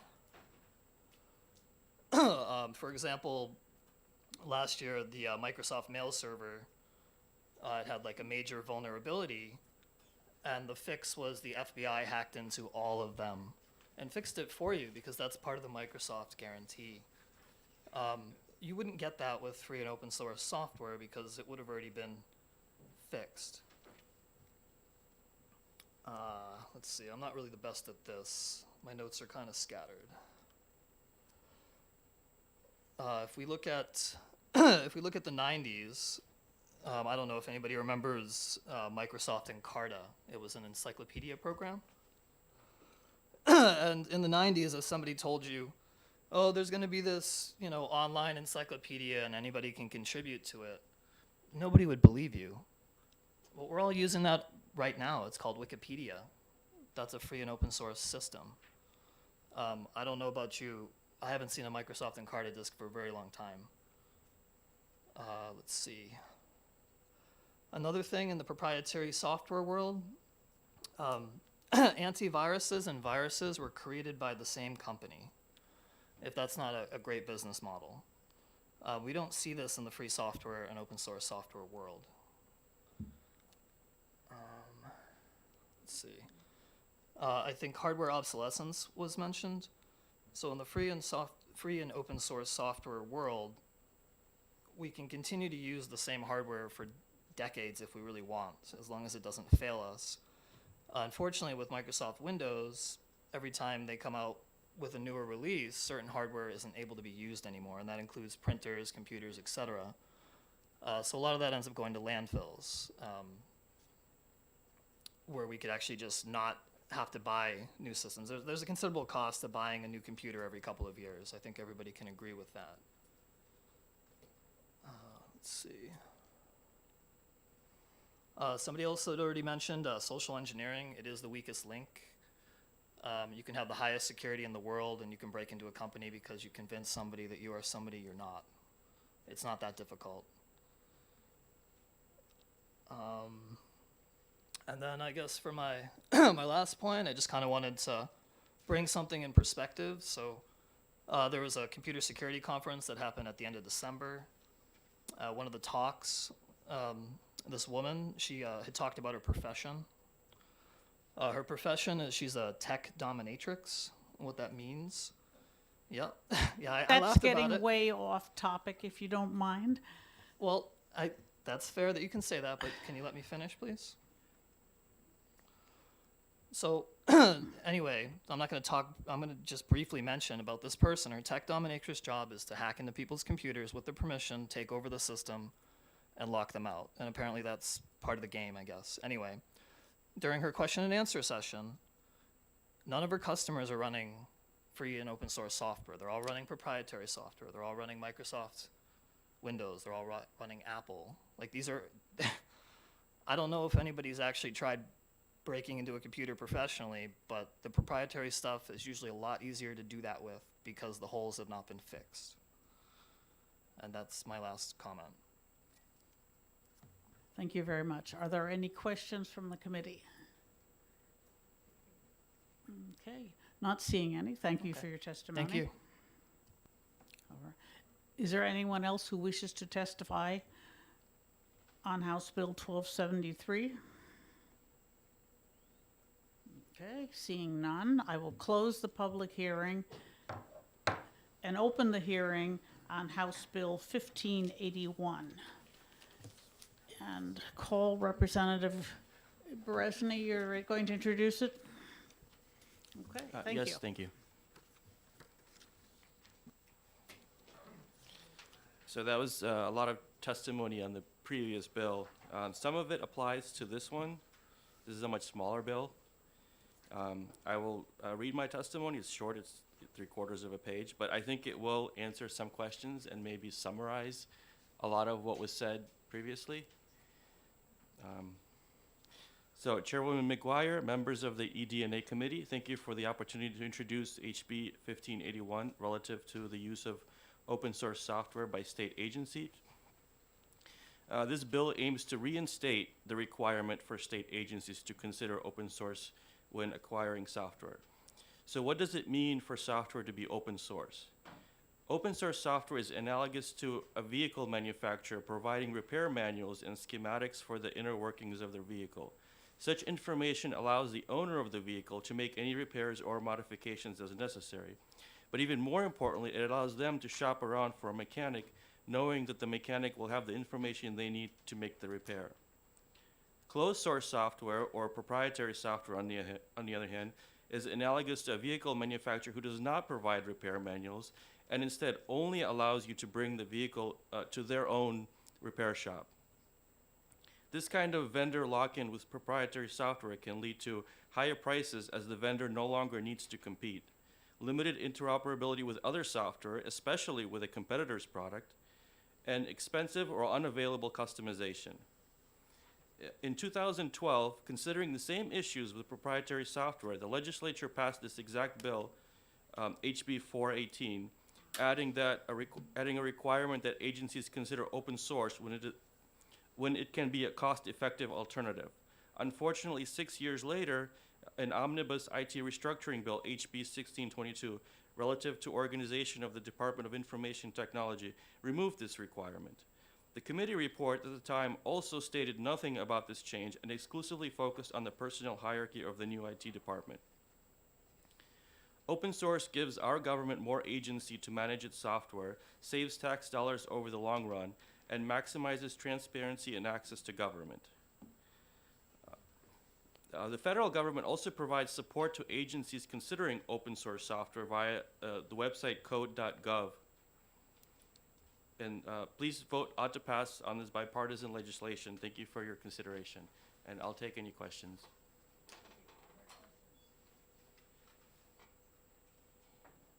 Representative Schmidt.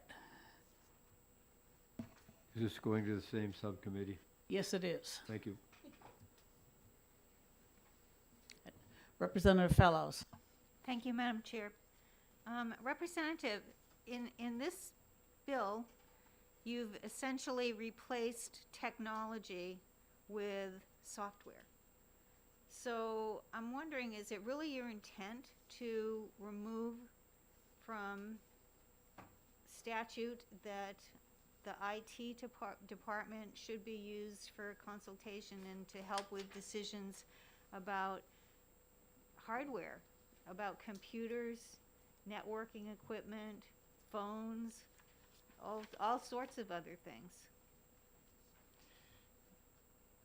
So to answer your question, the goal of my bill was just to bring it back to the way it was before 2018.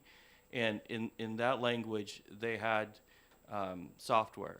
So, and if you were to change it to technology to include hardware, you're now going beyond open source software. You're now going into open hardware, which is also a valid thing, but is a lot less common. There's not a lot of open source hardware out in the world.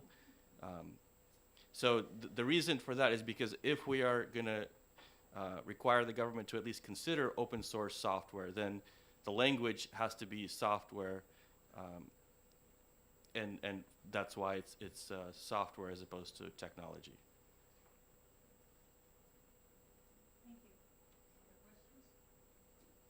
Saying none. Thank you, Representative Bereshny. Representative Gallagher.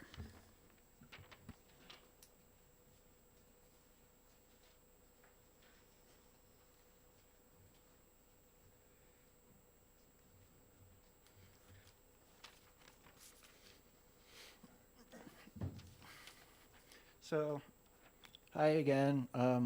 Yeah, it's Eric Gallagher here to testify to the representative's own bill on open source software. So he and I came up with the ideas for our bills completely independently from one another.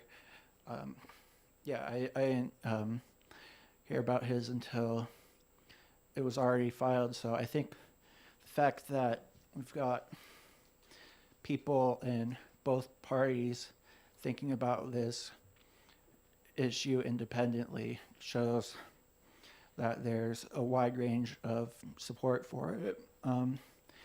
So I essentially see his bill as a milder version of my own bill. It only addresses the procurement part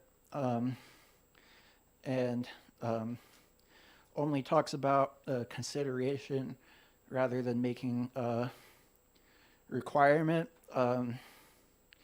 So my bill had its own procurement portion in it. So I'm not exactly sure how the two of our bills would interact if both of them passed, but I am perfectly willing to rip the procurement section out of my own bill and replace it with Representative Berezny's if that's what's necessary to harmonize the two of them. And yeah, that's if both of them pass. If only one of them can pass, I mean, I'd prefer it would be mine, but if it can't be mine, then it'd be good if Thank you. his can pass. We'll consider that in the subcommittee, whether Okay. either or both of these should pass in what form. Okay. So, yeah, I support his too. And I'll take any questions. Thank you. Are there questions? Seeing none, thank you very much. Okay. Jeffrey Picard.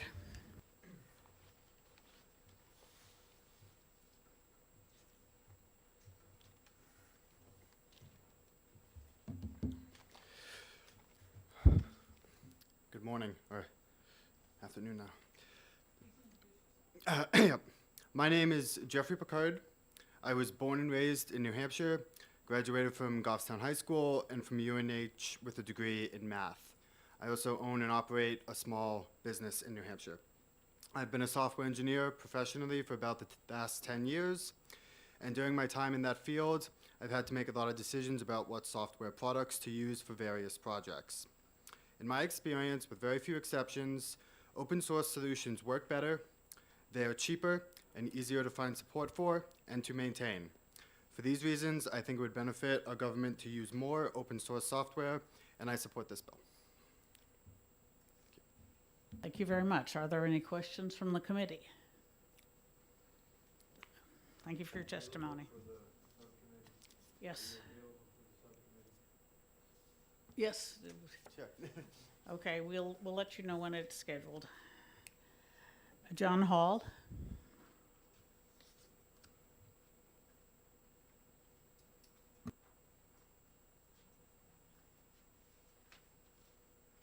I promise to be brief.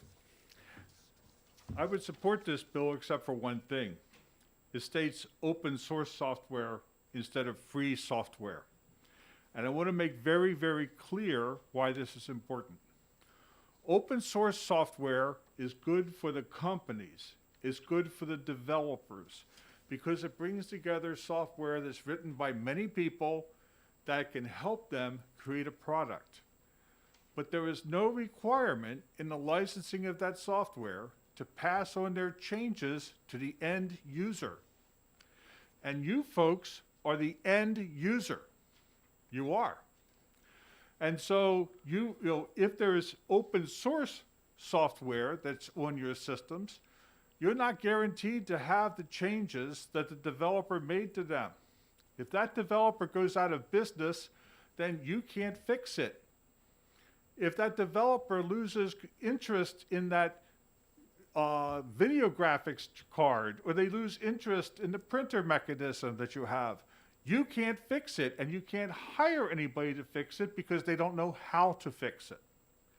So free software is very important from a longevity standpoint. And that's what you need to remember. Also, open hardware is very important, because without the hardware being specified in an open fashion with all of the hardware intricacies exposed, Free software people cannot give it the type of support that you would like to have.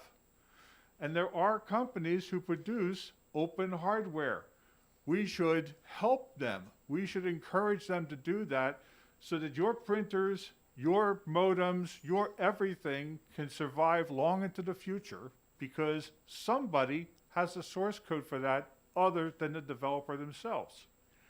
And if you say to yourselves, this is why we buy our hardware and software from large companies that will never go out of business, then I have only one word to say to you: DEC. Or Kodak, or Enron, or any one of the other large companies that went out of business so fast it made your head spin. Do you have any questions? I don't see any. Thank you for your testimony, Mr. Hall. Is there anyone else who wishes to testify on House Bill 1581?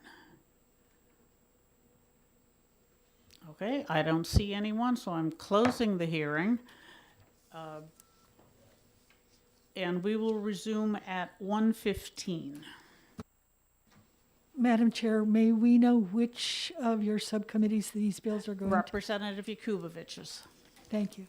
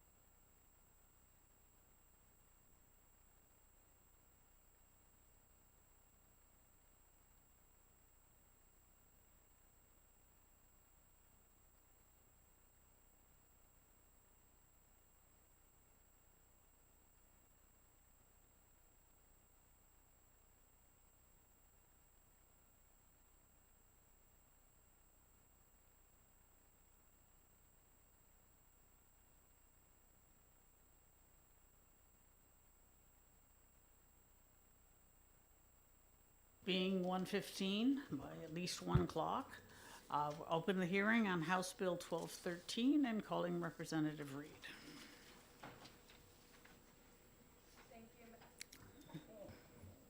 Thank you, Madam Chair, and thank you, honorable members of the committee. You're welcoming me into your committee today, and this will be my first testimony of the year, so thank you. I hope you can hear me okay. I'm wearing this mask, the N95 mask, only because I was told by the Speaker's office because I was identified as one of the contacts, and so I'm taking the necessary precautions, but my rapid was negative and I should be fine. So anyway, HB 1213, the meat of this bill is essentially establishing Election Day as a state holiday. Now I want to give you a little bit of history on this bill. This is the third time I have introduced a bill in this vein. The first time 2 terms ago, it was interesting, it very narrowly failed in committee, but on a bipartisan vote. Last year, or last term I should say, it passed out of committee, but there was confusion about, and I will get into the confusion in a second, about how to make a day a holiday. And so it was amended out of the committee to remove the actual holiday piece for Election Day and defining what that does. And it only left the last piece of the bill, if you look at the bottom of the language, that says that employers, regular employers, simply will give up to 3 hours unpaid time off during polling hours to employees should the employees request time to go vote. That's what came out of the House. However, this was 2020, and the Senate tabled hundreds of bills, including this. So here we go again. Now, the confusion, from what I understand, in that iteration in this committee was basically, and it took me several months of contacting multiple departments to ask them, so what makes a holiday in this state? Because as you can see in the existing RSA here, we have a list of state holidays. We have Washington's birthday and Memorial Day, July 4th, but there's no definition for what we do on a state holiday. It's just this is a state holiday. Now, every day in that list, we shut down. Except for essential services, obviously, we simply shut most normal state offices on those days, with the exception of Election Day. So it kind of became this weird little orphan holiday that we acknowledge it's a state holiday, but we don't really do anything to acknowledge that it's a state holiday, unlike all of the other days in that list. Columbus Day is kind of a weird one. For the most part, we do shut down, but there may be local governments that choose not to, and I can get more into that later.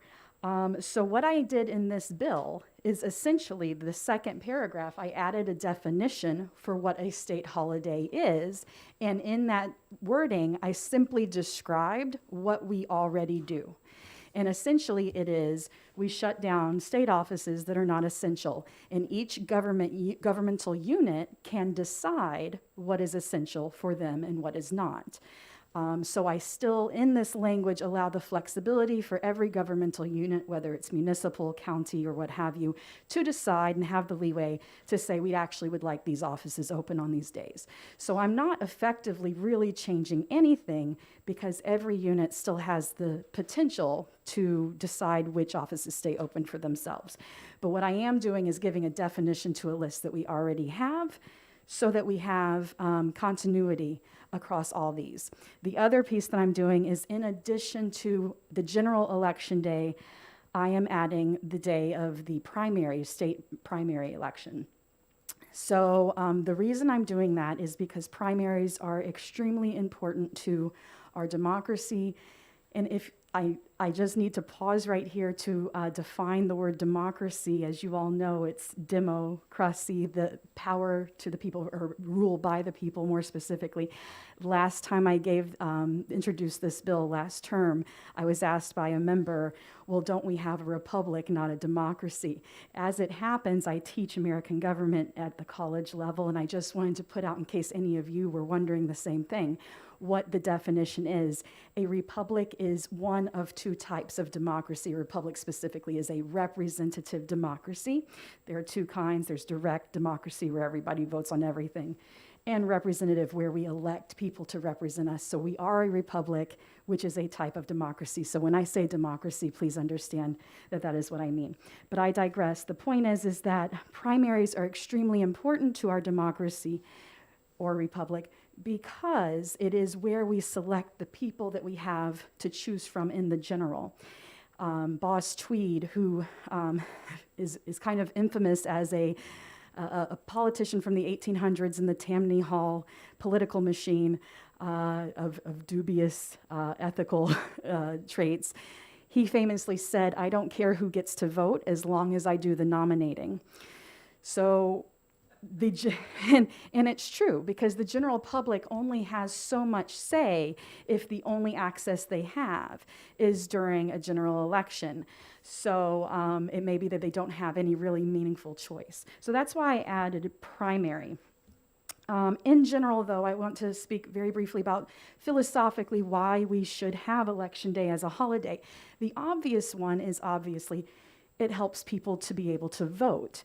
New Hampshire has the second highest of all states voter turnout, which is fantastic, until you realize that our overall turnout in this country is quite low compared to other democracies. The United States territory of Puerto Rico, however, not a state, has 94% turnout, I believe, if I recall correctly, very high rate of turnout. Interestingly, they have Election Day off. And not only do they have Election Day off, but they actually celebrate it, much like we do the 4th of July. They have what they call caravanas, these parades where they celebrate the concept of democracy. And that's really more to the point of why, yes, it helps people to come vote, but I really think we should celebrate the idea that we have a democracy and can participate in it. And just as a footnote, Puerto Ricans, when they move to the mainland, their voter turnout drops to the 60% level, much like the rest of this country. So having that culture that celebrates a day where we practice democracy and having that day off really does influence voter turnout. Now, in terms of holidays and what holidays mean to us and how that ties back to Election Day, I'd like you to ask yourselves the days that we have off, especially when that has to do with our national identity. Things like the 4th of July, where we celebrate our independence, Memorial Day, Veterans Day, the President's Day. All these days are days to celebrate people who have stood for, fought, and died for our democracy. But the one day we actually do the democracy that they fought and died for, we don't have that day off. I propose to you to ask yourself, if we had the presidents, Washington and Lincoln here, whose birthday we celebrate and take off, would they say, yes, please celebrate my birthday with a state holiday? Or would they say, please take the day off to engage in the democracy that I spent my life protecting? If we had Martin Luther King here, whose birthday we recognize with a state holiday, would he say, yes, celebrate my personal birthday? Or would he say, no, I would rather you take a day off and celebrate the fact that you have a democracy and that you can engage with it?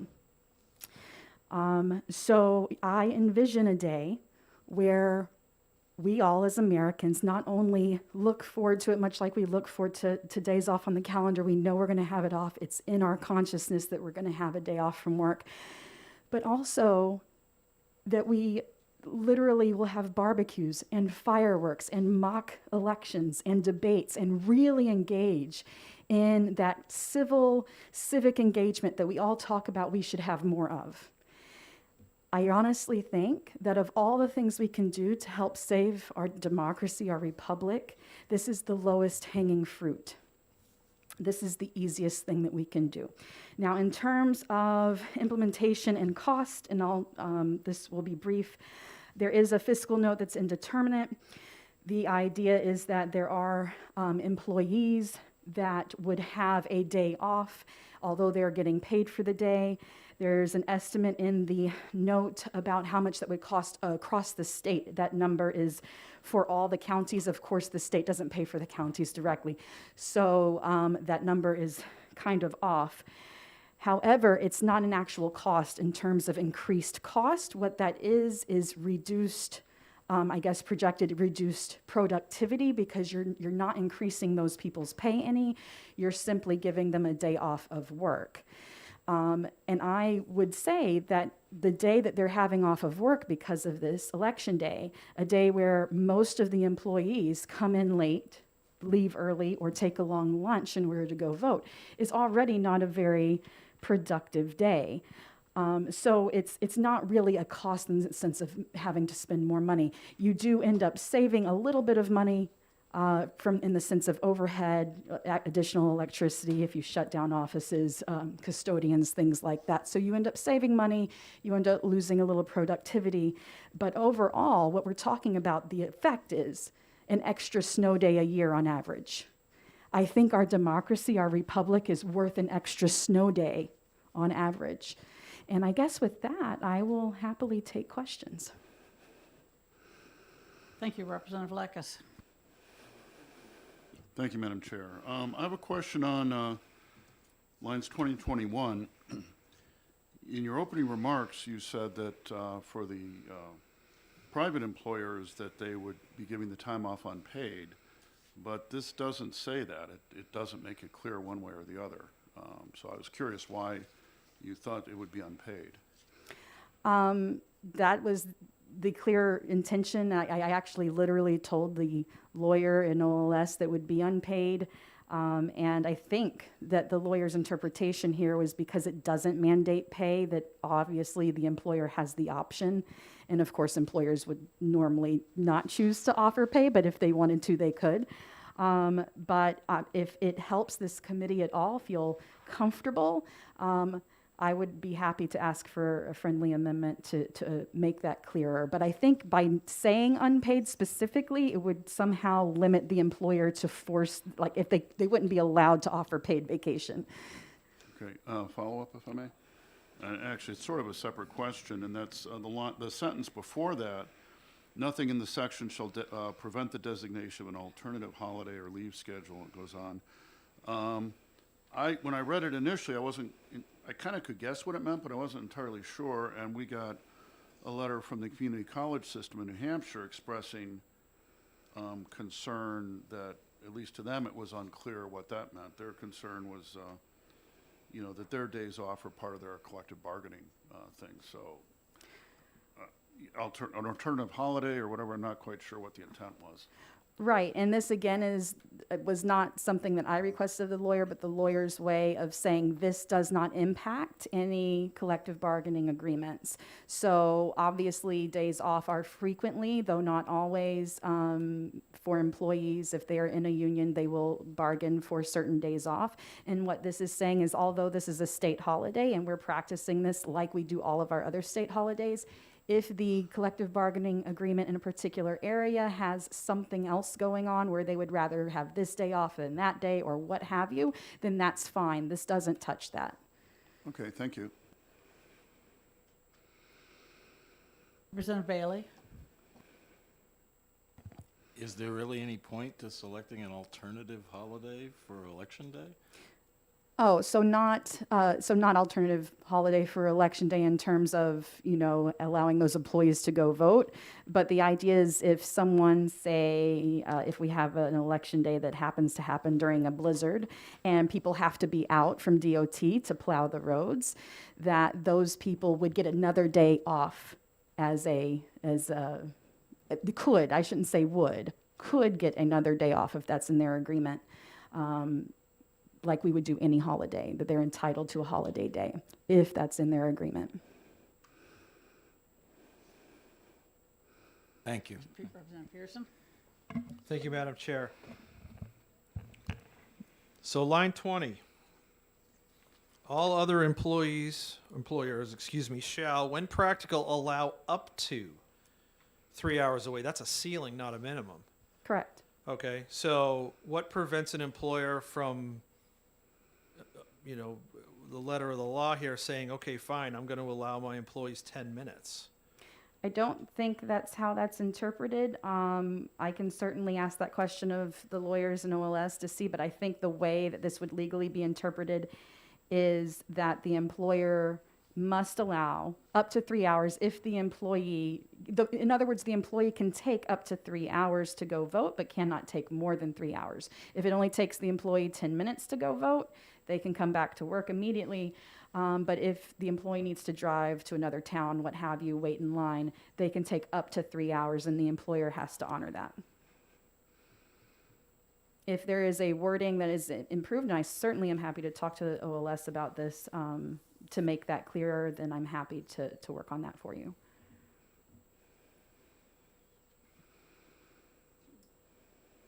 Other questions? Okay. I don't see any. Thank you very much, Representative Reed. Thank you, Madam Chair. I also don't see anybody else who wishes to testify. So in that case, I'm going to close the hearing on House Bill 1213.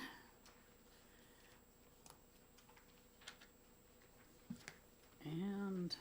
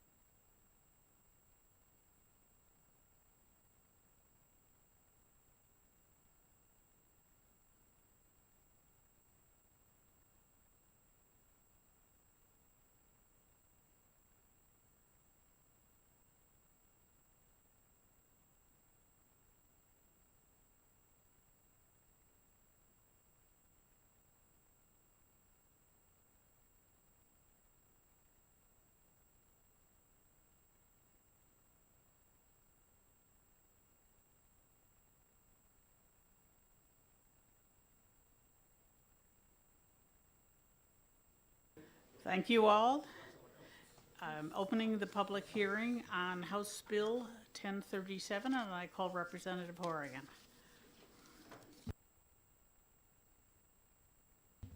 Thank you very much, Madam Chair. I'm Representative Timothy Horrigan. I represent Stratford County District 6, the towns of Durham and Madbury. And I'm here to introduce HB 137. And I have filled out a pink card, and I do have some written testimony, which I haven't handed around the table yet, but I'll do so after I'm finished. So it's basically, well, actually, this bill, it's basically a one-line bill, although this one line is also included in a longer and probably somewhat more controversial bill, which has not even been scheduled yet.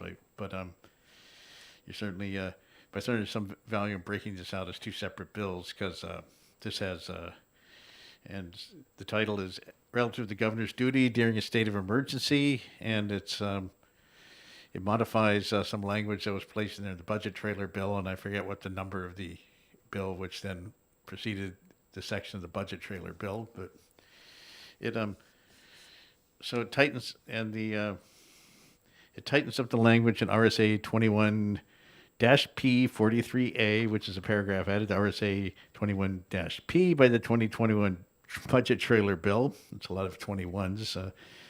RSA 21-P34 through P48 collectively make up a subdivision titled Homeland Security and Emergency Management, which was added in the spring of 2002 in response to the events of September 11th, 2001.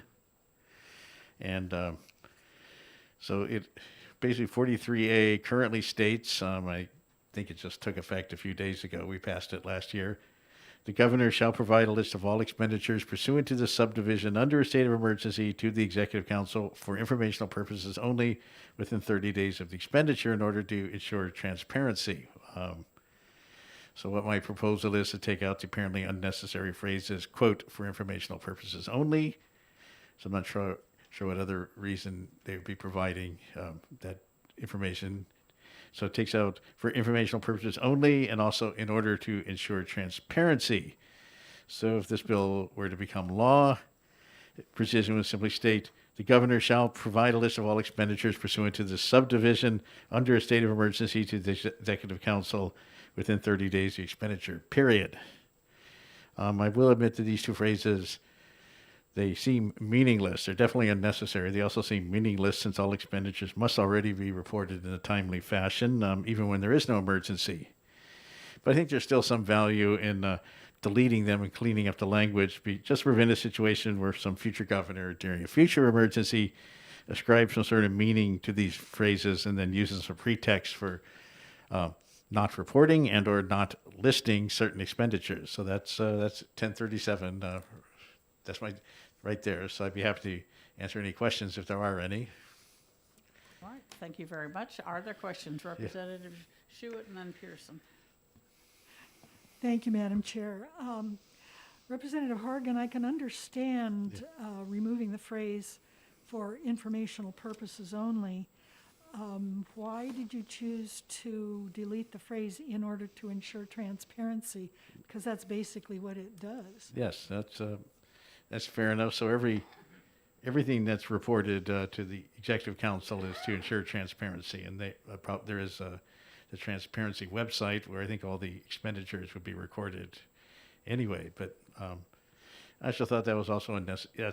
Well, I mean, I think it's doesn't change the meaning of it one way or another. I just figured it. Yep. So I didn't think that. I thought that was superfluous too, just like the informational purposes only thing. But I mean, it's the committee's bill. They're certainly welcome to tinker with it all they want. So. Thank you. Representative Pearson. My Democratic colleague covered that perfectly. Yes. Okay. That's. Okay. Are there any other questions? And Representative Fellows.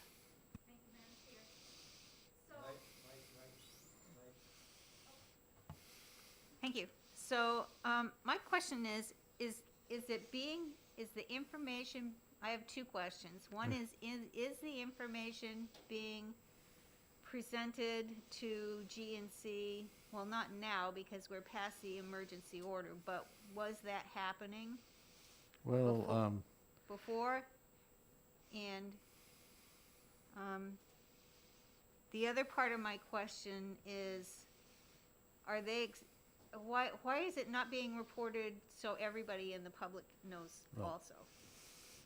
And I don't necessarily know all the ins and outs of this, but my recollection was the governor actually did bypass the executive council and the joint fiscal committee, so he sort of decreed that, any of the funding or other, other things that came down as part of the state of emergency were separate from the routine business of the state. I mean, although, as far as I can tell, the expenditure, all the money the governor spent or the executive branch spent was reported in a timely fashion, like non-emergency related expenditures, as far as I can tell. But I may not.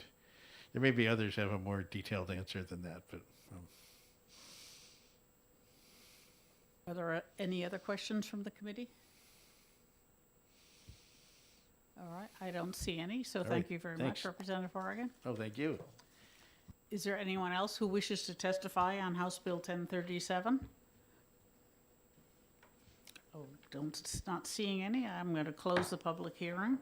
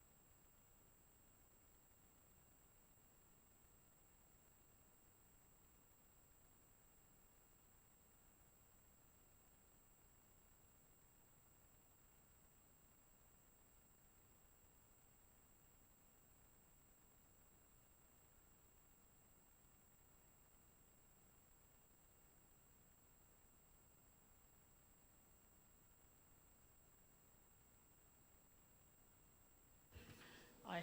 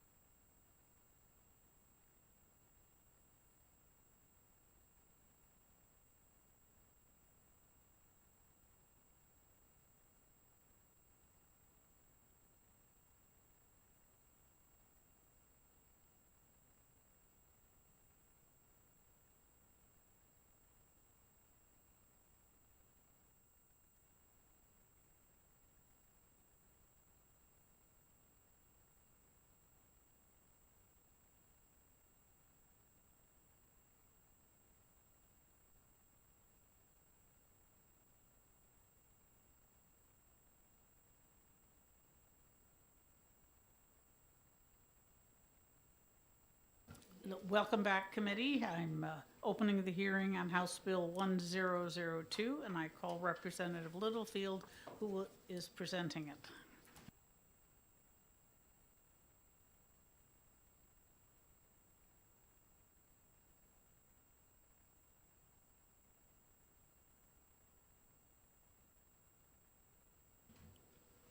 Hello.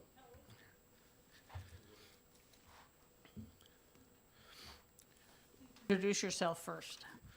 Hello, everybody. I'm Representative Littlefield from Laconia, and I'm here representing Representative Trottier. Good afternoon, Madam Chair and members of the ED&A Committee. I want to thank you all for your time and consideration on this bill. I am Representative Littlefield, a co-sponsor on this bill. The prime sponsor, Representative Trottier, was unable to attend this hearing and has asked me to represent it to the committee. This bill was to establish a committee to study the feasibility of state-owned take-home vehicles and the usage of them. However, it was brought to our attention in the past few days a study on this issue had been performed within the past couple of years, which concluded no real financial impact on taxpayers. So I am respectfully requesting this committee to ITL the bill, whereby the prime sponsor and I do not feel another study needs to be performed at this time since one was completed so recently. Again, thank you for your time and consideration. Thank you, Representative Littlefield. Are there any questions? Nope. All right. Thank you for coming and telling us in person, and good day. Is there anyone else who wishes to testify on House Bill 1002? Oh, excuse me, Representative O'Brien, did you have a question? Yeah, I'm very sorry. No, excuse me, I think I was a little bit out of turn. No, I did not have a question, but I'll wait. I was going to make the recommendation and to get into an executive session on this. When I'm appropriate, thank you.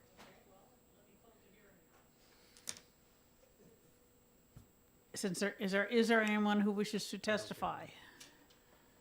Okay, in that case, I'll close the public hearing on House Bill 1002. Representative O'Brien suggests we go into executive session. And do you have a motion, Representative O'Brien? Thank you, Madam Chair. My motion will be to ITL House Bill 1002. I will second that. Okay, and seconded by Pearson. Do you wish to speak to your motion? As we just seen, we heard from the prime sponsor. They said a previous study was done, and there's no actual need at this particular time for this bill. Thank you, Madam Chair. Okay, Representative Pearson, do you wish to add anything?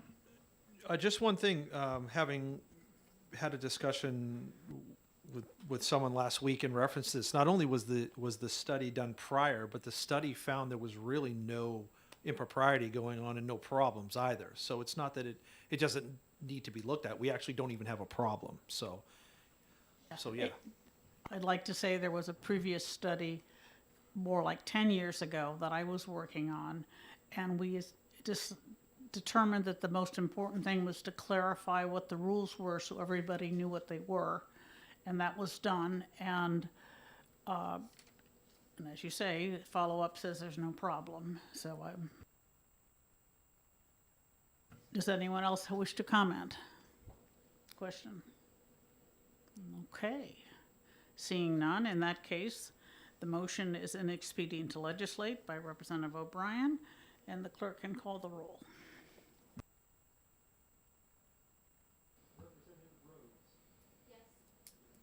Microphone, please. Microphone.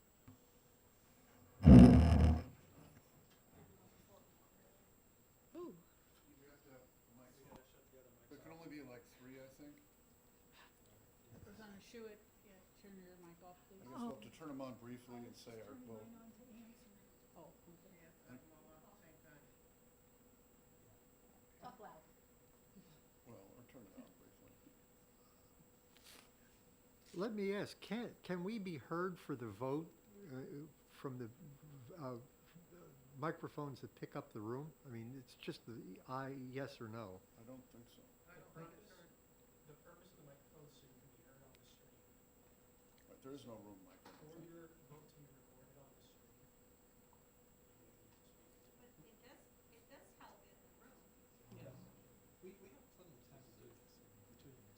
Yes, this will be a nice practice. We'll learn how to turn the mics on before we speak and turn them off when we stop speaking. Yeah, incidentally, I found out that the remote sign-in sheets are similar to blue sheets, and they will be provided with the blue sheets in the folders for executive sessions, except for this one. I don't think I have the dexterity to call the roll and be turning this on. and off. You leave yours on. There could be up to 3, I think. This is very exciting. Okay.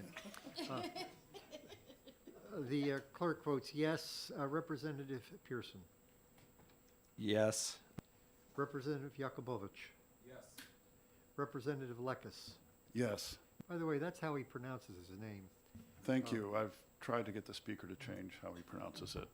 It's a short E. Representative Allegro. Yes. Representative Bailey. Yes. Okay. Representative Lanzara. Yes. Representative Santonastasso. Yes. Representative Goule. Yes. Representative Schuett. Yes. Representative Schmidt. Yes. Representative Marsh. Yes. Representative Fellows. Yes. Representative Grote. Yes. Representative O'Brien. Yes. And the chair. Yes. I guess it's 17-0. Consent? And without objection, it'll go on consent. Representative O'Brien, you could give me a blurb at your earliest convenience. I won't do that again. Okay.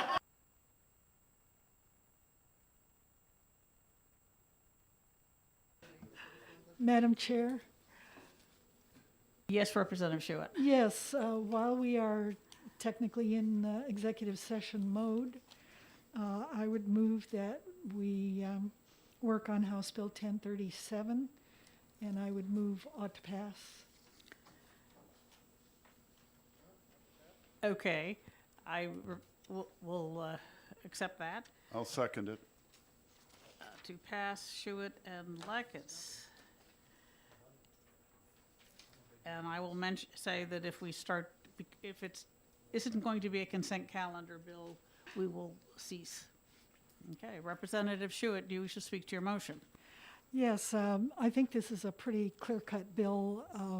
I imagine most of our committee members have gotten the hundreds of emails that were erroneously sent because so many people had misinterpreted the bill. But I think looking at it, it's pretty simple, pretty clear-cut, and I think it does mandate the fact that's going to provide transparency to the public for spending. It does not have anything to do with whether the governor can or cannot declare an emergency, just affords transparency if one is put into effect. And I agree. Does anyone else have a comment or question? Representative Pearson and then Rhodes. If we're going to take action to modify language in anything, we should have a reason to do it. This is, normally we joke and laugh and say, oh, you're a solution in search of a problem. This isn't even a solution. This is junk language. This doesn't change anything. It doesn't do anything. And frankly, to remove the words in order to ensure transparency, I have no desire to remove that phrase from this, because that's ultimately the goal here, at least in my perspective in government, is to promote transparency. So I really don't see the need to process this through the House of Representatives when it doesn't do a thing. And if I'm missing what the thing is that this does. Help me out here, because I don't see it. All right, to continue, Representative Lekis, you're answering his question? Yes. I mean, it isn't a big deal, but I think it does simplify the language, which there's some value to that. And one way or the other, it's going to be processed through the House now that it's a bill. So I don't see that as a negative. I mean, I don't have strong feelings on it, but it does simplify things, and I support it. Representative Rhodes? Thank you, Madam Chair. I would like to echo Representative Pearson's pretty much exact words, and I do have concern. I would like to hear what the reason would be that anybody would think that transparency is not of utmost importance. Thank you. Representative Schuett? Sorry. Would the two members who have spoken be more comfortable if we put forward an amendment that would leave that ensuring transparency and just take out the phrase for informational purposes only, which I think is superfluous? I'm seeing a... Yeah, I mean, if you're specifically asking us me directly, yeah, that would be fine. I'd be happy to request that amendment and present it at a future exec. Yes, I have some of the same concerns as Representative Pearson and Rhodes, because I think, you know, it is, and transparency is important, and I don't think that the changes made are that significant. So yes, we will let you get an amendment. We will continue this at our next executive session, which will be Monday, the 24th. Okay. We will do the Pine Tree Riot bill, we will do this bill, and whichever of our other bills seem appropriate. Thank you. I'll have that drawn up. Okay. And then that, I think, concludes the executive session. Well, excuse me, Representative Sytek, you have a... I wouldn't mind seeing ITL on the pine tree, if any others feel. I think what we were gonna do with that bill is check with the governor to see if he would do a proclamation. I'm fine with that. If I could, I guess we could chat, right? Do you mind? Fine. Let's discuss the pine. Here's what House bothers Bill me about it is 1262. This was, well, you could say, the revolution was a huge act of insubordination or lawlessness or something, but it was founded in, we hold these truths to be self-evident. It was a noble, even if a rebellious act. This is a group of 20 guys beat up 2 years before the revolution, beat up a lawful agent of the king. He was the authority. The mob beat them, the 20 of them beat the two, didn't just send them off or refuse to obey. This is just an act of lawlessness. I'm not the least bit interested in supporting this. And I know we got something from the chairman of the Ware Historical Society, but that doesn't not particularly persuasive compared to what I've just said in my own mind. Representative Pearson. I would have liked to have seen a victim impact statement from the British Empire in reference to this bill.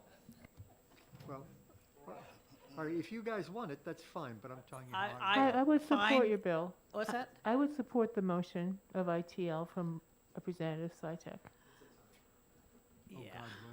God, maybe I'm going to, this involves a blurb, doesn't it? Yes, indeed it does. Okay, well, let's,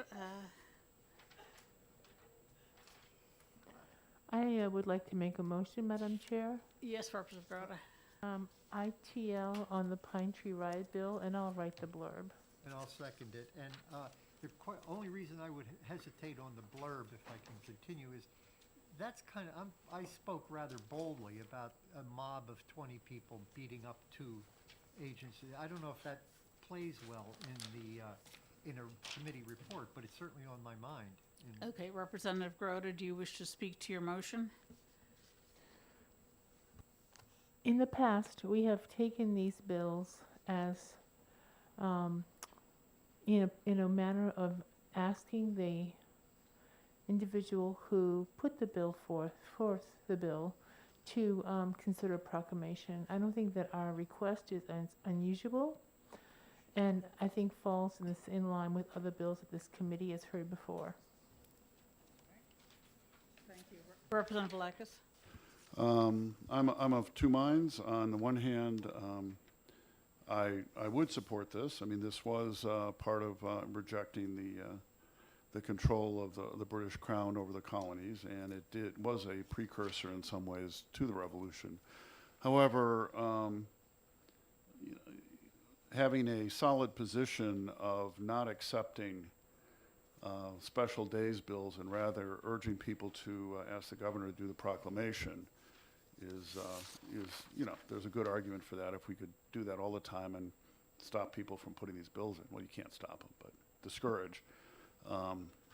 So I will probably support the ITL, although I do support commemorating the underlying event. Anyone else? Representative Marsh? Yes, thank you, Madam Chairman. I like the idea of remembering the history that happened before the Revolution, because we often forget that. But my issue with this bill has to do with separation of powers, and that is that we can issue a proclamation or a resolution from the House, but I think our ordering the governor to do so is somewhat problematic. So therefore, I don't think this bill should move forward. Anyone else? Representative Sytek? That's an interesting thing, Representative Marsh, because I quite forgot that that was one of my objections to it. We're ordering him to do a specific act rather than carry out a governmental policy. And I'm just very uncomfortable with that. Thanks. Representative Fellows? Thank you, Madam Chair. I agree with Representative Sytek. My reaction to it was that since this was a fairly one of many, many events in our history that are worth talking about and teaching about, that to make a proclamation out of it, I'm concerned with the fact that it's an attack upon law enforcement. And given with some of the recent events, that we just don't want to promote that kind of thing. Okay, Representative Pearson, did you have a comment? Yeah, echoing a multitude of very good comments we've already heard. The other thing, too, is it's a time constraint. I mean, we're talking April 14th here. That through the legislative process is for all intents and purposes, tomorrow in some ways. So even if we were to go through the whole process, I don't know that we could pull this off by April 14th, frankly. So. Thank you, Representative Lakis. And then Right. I mean, I take Representative Marsh's point on separation of powers. However, there's already lots of these in statute. I would not be opposed to a bill in the future to eliminate all of them, but there is a very strong and long-term precedent of doing this sort of thing. Thank you. Not that the committee cares, but you won't be surprised to hear I would have been a Tory. I'm shocked to hear that. All right. Any other comments? Representative Goule. Thank you, Madam Chair, and I'll be real brief. I agree with the words that have been said. I think we've made this same issue and brought this issue forward with other people that come before this committee. And this is a short time frame for this to get done and through, and not sure that it would happen. So I think the best way forward is for those individuals to reach out to the governor for a proclamation. Thank you. Representative Allegro. Thank you. It might seem like piling on because I agree with everybody, but again, it's another interesting historical event or character. But with 65,000 pages of RSAs already on the books, this is another case where I don't think it rises to the necessity of passing into law. Anyone else? Representative Schuett. Thank you. I'm in agreement with everyone. I just want a clarification. Is Representative Sytek the one who made the motion, and Representative Grota made the motion, and Representative Sytek seconded it. Thank you. With enthusiasm. Thank you. Any other comments, questions?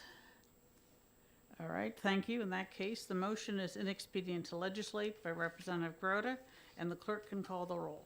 Representative Rhodes. Yes. The clerk votes yes. Representative Pearson. Yes. Representative Yakubovich.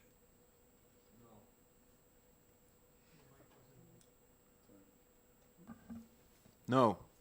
Representative Lekis. Yes. Representative Allegro. Yes. Representative Bailey. No. Representative Lanzara. Yes. Representative Santonastaso. Yes. Representative Goule. Yes. Representative Schuett. Yes. Representative Schmidt. Yes. Representative Marsh. Yes. Representative Fellows. Yes. Representative Fontenot. I'm sorry, Representative Grote. Yes. Representative O'Brien, Yes. and the chair. Yes. 17-0. No. No, oh, no, 15-2, I'm sorry. Gosh. That's, ITL passes 15-2. Do you gentlemen object to consent? No. No. Okay. Thank you. We will, House thanks you. all right. I have another motion if One, you care to two, hear it. three. There's three, yes. Yes, Representative Grote? On House Bill, I'm sorry, I don't remember the number. I think it's 1213, the holiday. Legal holidays, yes. Yes, I'd like to make a motion of ITL. Is there a second? Okay, Representative Grote, second by. Which bill are we talking about? House Bill 1213 relative to legal holidays. The last one that we just heard. No, the first one after lunch. The morning, okay, the last one that isn't gone to subcommittee. Do you wish to speak to your motion, Representative Grote? Yes, after I heard this, there is a difference between duty and holidays. And in my view, voting is a duty and is not a holiday. And we've heard this bill before in our committee, and we've had an issue with this bill concerning the requesting businesses to take time off for their employees for this purpose. So with that, I don't think that this bill does what it needs to do and is no different really than what we've heard before. Thank you. Representative Lekis, do you wish to speak to your second? Yes, I agree that I have a problem with the requiring the businesses to give the people time off, and I also don't support creating more holidays. Any other comments, Representative Goule and then Fellows? Thank you, Madam Chair. And I think we also heard in some of the testimony we had here today and also written to us that there could be issues with contracts that are put out there with employees and how they would be enforced. Representative Fellows? Thank you. Most of the government employees are represented by a union, so there would be collective bargaining, which would really, supersede this statute. But those institutions do have some hourly workers, and this could cause them to lose pay, because if they're hourly and they're supposed to take 3 hours off, that would be a negative impact. Representative Saitak? Does anyone have a sense, are we going to continue early voting? Or was that just COVID? Because, I mean, if we have a few days early voting, that just makes it even less necessary, but don't know that. I believe that's hung up in Washington. Yes, Representative Marsh. Madam Chair, as a town moderator, I would say that we do not have early voting in the state of New Hampshire. We have absentee voting in the state of New Hampshire, and I believe we've reverted to the prior rules with the expiration of the state of emergency. Any other comments on House Bill 1213, Representative Rhodes? Thank you, Madam Chair. I really just, probably not necessary. My thoughts are pretty much what most people have already said. I do have concerns with the time and a half scenario that it very well could create. There was a comment made that, trading off this holiday for another, what would really be the purpose of that, considering that, Election Day is once a year, you don't really trade it off for a different day. And for those people that do have to work on those days, to say, well, these people over here don't have to work because they're government employees, but, you work in an emergency room, so sorry, just doesn't really seem like the right thing to do. So I definitely would support an ITL on this. Anyone else? Yes, Representative Pearson. Thank you, Madam Chair. I find it interesting that the fiscal note is loaded with zeros and indeterminals, but under the methodology, we're looking at a potential state cost of $2 million a year, county costs. The Association of Counties saying it's almost $1 million. It seems to me that there's a well-established fiscal impact to this idea. I'm not really sure how we, in the boxes above, we seem to not have that work completed. So let's not forget that this certainly does come with a substantial expense. Representative Sitek. Just finish off with this, for me. I've noticed that sometimes good ideas are hard to put into good legislation. Okay, anyone else? All right, seeing none, the motion is inexpedient to legislate by Representative Broadus, seconded by Representative Lekus. The clerk can call the roll. Yes. Representative Rhodes voted yes. The clerk votes yes. Representative Pearson. Yes. Representative Yakubovich. Yes. Representative Lekus. Yes. Representative Allegro. Yes. Representative Bailey. Yes. Representative Lanzara. Yes. Representative Santo-Nastaso. Yes. Representative Goule. Yes. Representative Schuett. Yes. Representative Schmidt. Yes. Representative Marsh. Yes. Representative Fellows. Yes. Representative Grote. Yes. Representative O'Brien. Yes. And the chair? Yes. 17-0. Any objections to consent? Okay, good. We'll put that one on consent also. And we don't have time for another one, even if we had another bill that might possibly be suitable. I'd like to mention. Madam Chair, Yes, I would just like to point out, I think we all passed the on-off test with our mics. it's been a learning experience for everyone, yes. All right.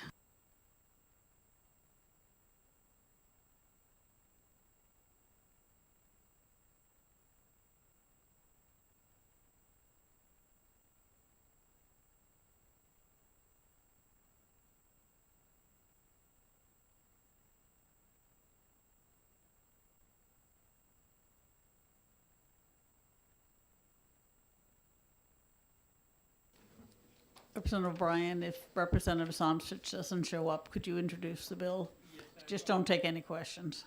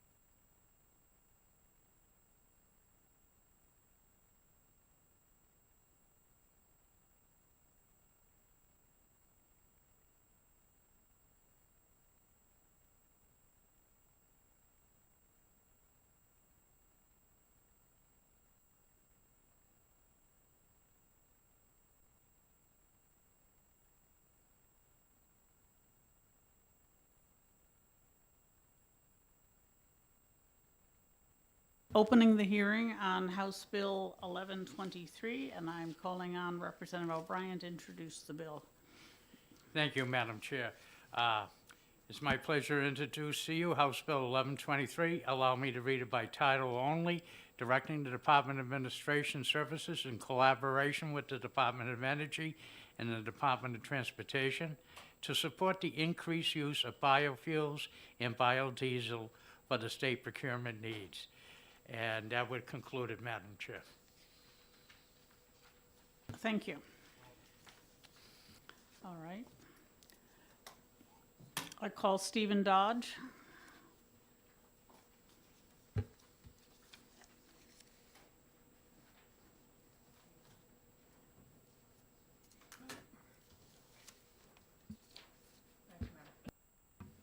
Thanks, Madam Chair. For the record, my name is Stephen Dodge. I am the State Regulatory Affairs Director for the National Biodiesel Board, and I'm here to testify in support of House Bill 1123. The bill would direct the Department of Administrative Services to support the increased use of biofuels and issue a report within the next 2 years. And just so you know, the National Biodiesel Board, we're changing our name shortly to Clean Fuels Alliance America, represents the biodiesel, renewable diesel, and sustainable aviation fuel industries. Our members play an important role in state and national programs aimed at reducing carbon emissions, displacing petroleum, improving public health, and protecting the environment. Many of our members are also members of environmental organizations and are supportive of state and local initiatives to achieve a sustainable energy future. And I'm just going to focus my few comments on just kind of a high-level description of biodiesel for those who may not be familiar with it. And by the way, bioheat and biodiesel are really interchangeable words. Bioheat is used in heating applications. It's a trademarked word, but it's the same as biodiesel. And it is made from an increasingly diverse mix of resources, such as recycled cooking oil, soybean oil, and animal fats. Biodiesel and renewable diesel are better, cleaner fuels that are available now for use in existing diesel engines and heating furnaces and boilers without modification. Nationwide, some 3 billion gallons was consumed last year, and we project use will exceed 6 billion gallons by 2030, eliminating over 35 million metric tons of CO2 equivalent greenhouse gas emissions annually. With advancements in feedstock, use will reach, we believe, 15 billion gallons by 2050. And the liquid fuel heating industry themselves has put their money where their mouths are. In September of 2019, the liquid fuels industry in the Northeast adopted the Providence Resolution, which incorporates the goal of using renewable liquid fuels for heating at a B20 level, which is a 15% life cycle carbon reduction by the year 2023, B50, which is a 40% life cycle carbon reduction by 2030, and net carbon neutrality by 2050. Industry took that on by themselves. Reducing carbon emissions now is more valuable than reducing the same amount of emissions later. And it's really the same principle we learned in high school. A dollar invested now is worth more than a dollar invested 20 years from now. This is because earlier reductions limit the long-term climate impact caused by the accumulation of greenhouse gases. This significant and often overlooked principle is frequently absent from policy discussions, which, for example, treat a reduction of CO2 today with the same weight as a reduction in 2050. And this is simply not accurate, and it skews the market to seek low technology options which may not be deployed for years or decades or ever at all. The increased use of biodiesel in space heating applications and to replace petroleum-based diesel in medium and light-duty trucks not only has significant greenhouse gas benefits, as noted by researchers across the nation, but replacing diesel with biodiesel also results in a dramatic reduction in co-pollutants, sometimes called criteria pollution, or we call it tailpipe emissions. These dramatic reductions can lead to significant health benefits in the form of reduced asthma attacks, avoided work loss days, and reduced cancer risk. The use of B100 as a heating oil and transportation fuel replacement can reduce carcinogenic particulate matter emissions by 86%. And I'll wrap it up with this. New Hampshire is the only state in the Northeast that does not yet have any type of incentive in place to encourage the sale and use of biodiesel. Massachusetts has an aggressive incentive program, part of its alternative portfolio standard, that has resulted in the displacement of 46 million gallons of petroleum-based heating oil. That program, which is now under review, has the potential to double that figure if the program, as recommended, moves from B10 to B20. Rhode Island, Connecticut, New York have all recently passed bioheat mandates. Maine has had in place now for some time a very successful pilot program that is using biodiesel in DOT heavy-duty vehicles, and I understand that program is expanding. This bill is far from being a mandate. It simply directs the state to support the increased use of biofuels in state applications, no mandate, no forced choices. Adoption of this bill would be a first step, small but nonetheless important first step, in utilizing a cleaner burning, affordable, available drop-in fuel that immediately reduces carbon emissions, is primarily domestically produced, and requires little, if any, burner or engine modifications. I hope this bill receives favorable action in this committee, and as always, happy to answer any questions. Thank you, Madam Chair. Thank you. Are there questions? Representative Schmidt. Thank you, Madam Chair. First, a question. You obviously have prepared a written testimony. Can you provide us with a copy of that? I certainly Thank can. you. So now my technical question. About 16 years ago, I chaired a study committee that was referred to as the Fat, Oil, and Grease Committee. Maybe you were still around maybe you were around at that time. And one of the issues that was of considerable concern, because there's already a lot of recycling of yellow grease, but brown grease is a very objectionable substance, as you know, very nasty smelling and so forth, and it's nasty to deal with as well. So one of the things that we developed was that there was a process for upgrading brown grease use, and I'm wondering whether you can speak to us about where we are with regard to brown grease, because it's a win-win situation to convert it to fuel as opposed to dumping it. Yeah, thank you for that question, Representative. I can't answer that particularly, but I can try to find an answer and get it to you. I can say that there really is there's a lot of fats, brown grease, used cooking oil, yellow grease that's collected around here. As you know, probably back when you were studying it, restaurants had to pay to get rid of it. Now they get paid to sell it. But there's no biofuel that is produced, neat biofuel around here. There is a company in New Hampshire that blends it, but they refine it out in New York and in Ohio. I think they have plants. So the actual processing of biofuel is not done, neat biofuel, B100, is not done here. There is a facility in Newport and there's a facility in Maine. But I can get the specific answer to your question. They've come a long way in the refining process. Thank you. If I may, Madam Chair. Follow up. Thank you. So you might confer with the lady who's currently the president of Keene State College, I believe, Melissa Treadwell, I think is her name. I may have the name wrong, but I believe that's her name. She was involved in this thing at the time, so she might be able to help you. Thank you. I'd like to look at that. Yeah, thank you. I appreciate that. Thank you. Thank you, Madam Chair. Representative Broda. Thank you, Madam Chair. What state agencies and municipalities or districts use biofuels now? Do you know? Can you share that with us? I don't, I'm sorry, state entities like municipalities or? Yes, Yeah, and agencies. Yeah, I don't know of any in New Hampshire. There's a couple of municipalities I know in the Northeast that have pilot programs or established program. New York City, all of their major heavy-duty vehicles use biofuels. Those big sanitation trucks you see that they put the plows on in New York City, they all use biofuel for transportation. There is a pilot program that I mentioned with the Maine DOT. The governor of Massachusetts has issued an executive order that requires, I forget the schedule off the top of my head, but municipalities and state agencies, not municipalities, state agencies to use more biofuel in heating applications and transportation applications. And there are other entities across the country that I know use it in the Midwest and so forth. Follow up? So the, does UNH not use biofuels in their trucks, in their buses? They use methane from the waste management plant. Right, which is gas. Right, but Yeah, you're not I mean, they could, I'm just not aware of it. Okay, and I'm not suggesting that it's not used, I'm just not aware of any. last programs. question, please. So it's not really the increase of use, because to me, when I read this, I'm assuming that we use it, right, to support the increased use of biofuels. It's just to support the use of biofuels, since we don't seem to be using it anywhere that you know of.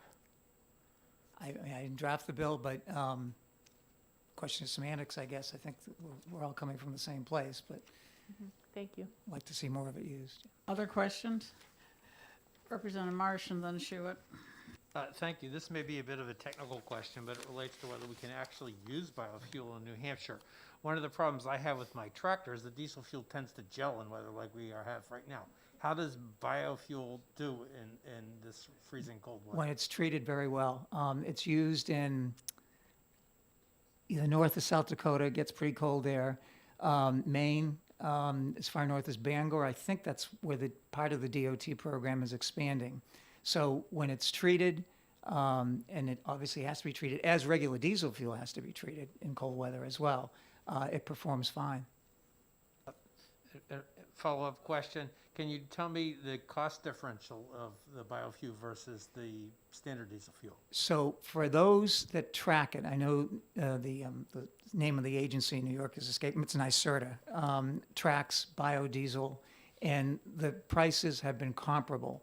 I think like anything else, from what I've told, it fluctuates, like crude fluctuates, which determines the price of petroleum-based diesel, but it averages out. Sometimes it may be a little bit higher, sometimes it may be lower.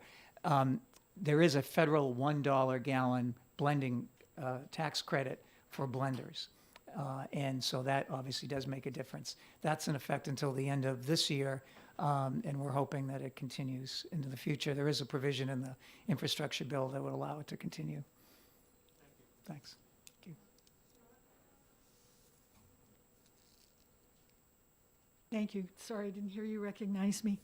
I'm aware that one restaurant, at least in Concord, has been using biofuel for heating purposes. And I believe he has a local entity that processes it for him. Are you aware of that? And are there any other private entities like that that you know of in New Hampshire? Well, any type of processor or refiner of biofuels has to meet standards. There are federal standards for the finished product. There are standards for the processing. So I'm not aware of any, and I could be wrong, but I'm not aware of any facilities in New Hampshire. But biodiesel got kind of a bad black mark against it back 10, 15 years ago when people were blending it in their garages and in their cellars and trying to put it in their Mercedes. And there was an incident with school buses in Minnesota that I think everyone remembers, and things really went badly. Those days are gone. The refining requirements, the end-use spec requirements, or the fuel spec requirements are ASTM certified. And they're working on requirements for ever-increasing blends of biodiesel. So it's a pretty well-established entity now. So to answer your question directly, I'm not aware of anyone that produces locally. And again, Representative's question earlier, I'm not suggesting it's not used at all. It is sold, and there are heating companies that use it, sell blends of B10, B20, and maybe even higher blends. I just don't know exactly who they are and who they sell to. Thank you. Representative Pearson. Thank you, Madam Chair. I know with when I lived out in the Midwest, the gasoline industry was experimenting with ethanol blends and things of that nature, which had, as a result, a modification of fuel economy. How does the biodiesel stack up as far as fuel economy? I know that we generally don't measure big trucks that use diesel in terms of fuel economy, it's really function. But is there any sort of measurable difference between the blends and just regular diesel? I'm not aware of any. So what you're referring to is obviously ethanol, which is a whole separate issue in gas-powered vehicles, and yeah, it does, especially in the flex fuel vehicles, does affect fuel economy. I'm not aware of any fuel economy issues, and there have been a lot of trucks that use up to B20 engines now are certified up to B20, so you don't see levels above that. But there have been experiments and testing with the OEMs on higher blends. And I think the most remarkable fact there is that maintenance issues are down. That's certainly the case with home heating furnaces because biodiesel burns cleaner, so requires less maintenance. And that's been the case to date with the truckers as well. But to your specific question about fuel economy, I'm not aware of any fuel economy issues with biodiesel. It's essentially the same molecule, same product. Diesel is diesel, whether it's petroleum-based or biodiesel.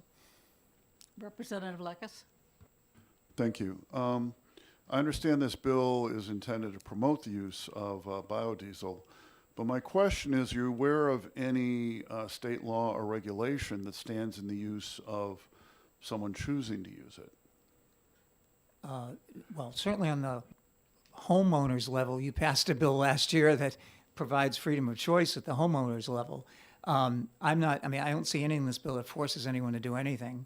Just, it's not even a monetary incentive. It's just a state incentive or guidelines, I guess perhaps is a better word, to try to encourage the use of biodiesel. But I don't know if I answered your question. Yeah, follow up? Yeah, I'm not asking about what's in this bill. The question is, in addition to what this bill is trying to do, is there anything in current statute or in regulation that you're aware of that would get in the way of someone choosing to use biodiesel today? No, I'm not aware of anything, no. Thank you. Questions? Representative Sitek. Let's see, Mr. Dodge, this is used as a supplement to petroleum-based diesel fuels, right? It's blended in, yes. Okay. The question that I have is, does New Hampshire have any role in this? If this is a supplement, why don't we just ship it all to Massachusetts or to Maine, people that are already doing this stuff? Because it's not like they're overflowing with this stuff. They're looking for supplies. Well, supplies really aren't an issue. We believe that there was 3 billion gallons of biodiesel that was, renewable diesel and biodiesel that was produced and consumed in the country last year.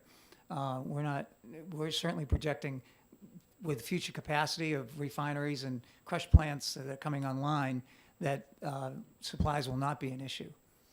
If that's your question, and maybe I missed your question.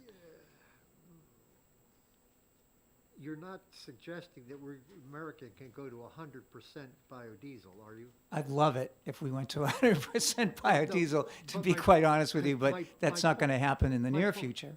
My point is that if it's 70% diesel, petro, and 30% bio, why don't we just ship everything to the people who are using, until we get up closer to parity, why don't we just ship it out and let them do it? Why study anything? Just send the stuff to Maine or Massachusetts for them to use.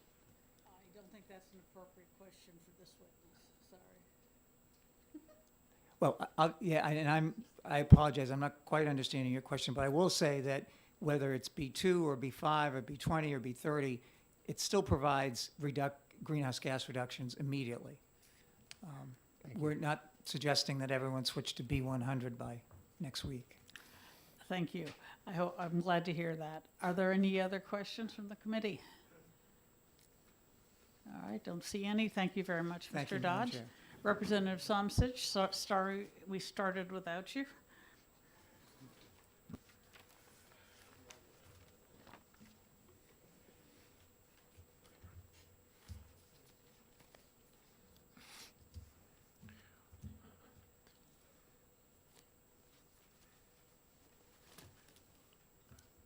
Thank you, Madam Chair. And I'm the one who should be apologizing because I somehow totally missed the time slot to come over here from my committee, and I apologize to the rest of the committee for the delay. I should have been here.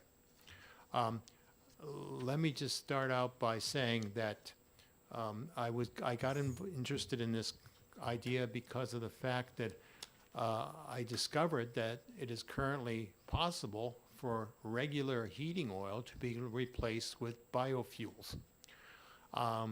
I currently have, and I've had for a number of years, fuels delivered to me that are B20, which means 20% biofuel versus 80% petroleum-based heating oil.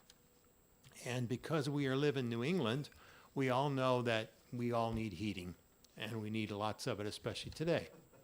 So what is the simplest thing for residents to do if they want to become more free of foreign suppliers for their heating oil, and also what they can do to be more green with their own facilities, including heating, which is a big chunk of our energy consumption. So while I was getting B20 for my heating oil, I inquired with my supplier. I said, well, how high can you go that I don't have to do anything with my furnace? I don't have to make any changes. I have a tank in my basement. I have a furnace in my basement. Can I go higher? And being that I'm a scientist, I always like to experiment fairly on myself first before I try other people. So I said, well, how high can you deliver fuel to me with a biofuel? And my supplier said, we can deliver 100% biofuel to you, and it will burn just fine in your furnace. You don't have to do anything. And I said, well, give me some of it. And they said, well, the problem is there's not enough demand. Not enough people know about it.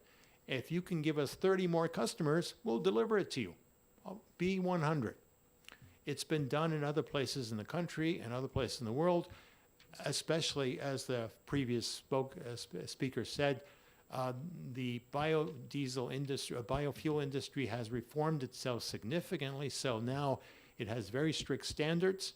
And yes, we can do that, and it will be just fine in your furnace. However, when we don't have enough demand for it. Otherwise, we could do it. We've got plenty of supply, and that supply comes from waste products from soybeans and cooking oil. And in this state, probably 50% of that cooking oil comes from Portsmouth, probably from the restaurants we have there, if I have to guess. So I was trying to experiment on myself, and I discovered that, in fact, besides the need for a higher demand, there is no reason I couldn't use B100 in my furnace. And I saw that as a big plus because it's less polluting, it's more green, and it's domestically grown. It's a renewable fuel. Why not do it? Based on that, and based on conversations with various people, including Mr. Dodge, who I talked to previously, I discovered that the trucking industry is already using, most of them are using B20 already, and there is issues with weather conditions that have to be treated. But as far as heating oil for residents, there's really no obstacle why you couldn't do it. And if I can get 30 residents near Portsmouth to sign up, I'll probably get a B100 fuel and try it out on my own furnace. And what was mentioned before was very true. My maintenance guy that does my furnace maintenance every year, well, when I started using B20, he told me, yeah, your furnace looks cleaner than ever. I have to do fewer maintenance steps. It's clean. I'm surprised, and he says, I've seen this in many furnaces that use biofuel. So I thought that without being a mandate or anything, why shouldn't the state of New Hampshire attempt to use more biofuel in its own state agencies? And I got a message from Rebecca Olmert from Department of Environmental Services, who told me that there is something already on the books encouraging that. I haven't had a chance to talk to her since her comments came to me, but this bill was just meant to ask the departments that use heating oil currently to look into encouraging looking at biofuels instead, because I think it would be an easier switch without a whole lot of complications. So, and it would drive up demand for that product, and it would help residents in the state too, who are looking into that, have a more supply available to them. And I can tell you from my own experience that price-wise, it's the same price as heating oil. So thank you very much. And I apologize again for coming too late to this hearing. Thank you, Representative Pearson, and then Leckus, then Goule, and then Leckus. Thank you, Madam Chair. One of the things that has been a topic of discussion for the past few years now has been in reference to electric cars and over-the-road fuel tax. When it comes to this blend of fuel that is being used in vehicles, is this taxed the same way as 100% petro, or is there some sort of situation where you're not paying necessarily the same federal tax, or what's the tax implication? Is basically what I'm getting at here on this. Well, if you know. Thank you very much, Representative, for that question. I have to say I'm not quite sure. My impression was from various conversations that the current tax on that fuel right now that trucks are using is the same as they would pay on diesel fuel, regular diesel fuel. But I got to also say, Excuse me. Yes. Mr. Dodge mentioned $1 a gallon tax cut or credit, or was it a I credit, think that was Mr. a Dodge? rebate for the processors, maybe, or something. Is that what? For biodiesel ends at the end of 2022. Is that correct? That's a federal tax credit, but I think your question is the fuel tax. And there's no difference. It's taxed whether you're using B100, B100, well, for heating applications, it's not taxable. I'm not worried about that. It's over-the-road tax. Or B0, it's taxed. Same tax. Okay. Okay, thank you. But I wanted to just say also that since, according to Mr. Dodge and others, the quality of trucking B20, for example, aside from treatment for winter, is pretty much identical to heating oil. And having lived in Germany for 17 years, over there, one of the biggest problems was that Mercedes cars, regular cars, also use diesel as well as trucks. So what they did there is, in order to, one is taxed and one isn't, because one's used for heating oil, for example, and the other's transportation. So they put a dye in the fuel for trucks. So if anyone tries to use that for heating purposes by getting it, or other way around, they would be able to track it and follow it. Sure, we do that now. But I'm not aware that there is a difference in the tax. Thank you, Representative Goule. Thank you, Madam Chair. I guess my question goes to, why do we need legislation requesting departments to do this? It would only make sense that they would go ahead and do it on their own if the price is the same, but it's a heck of a lot less in maintenance costs than using regular oil products, oil-based products. Why do we need, why wouldn't they just be transitioning over on their own to save on maintenance costs alone? Well, thank you, Representative, for the question. Like I said, this is not meant to be any kind of a mandate. I think what has happened over the last decade or so is that the quality of this fuel has improved significantly, and now, and price-wise, is also competitive. So this is just a way of kind of encouraging the state agencies to use it, because it's a less polluting fuel, so it's good for the environment, as well as reducing the cost, the health impacts and environmental impacts of using regular fuel. So it's just meant to be an encouraging bit of legislation, but that's about it. Thank you. Representative Leckus. Thank you. Actually, Representative Goule asked my question almost word for word. Thank you. Representative Sitek, and then Schuett. Representative Sumsich, I have a question about this demand business you've been talking about.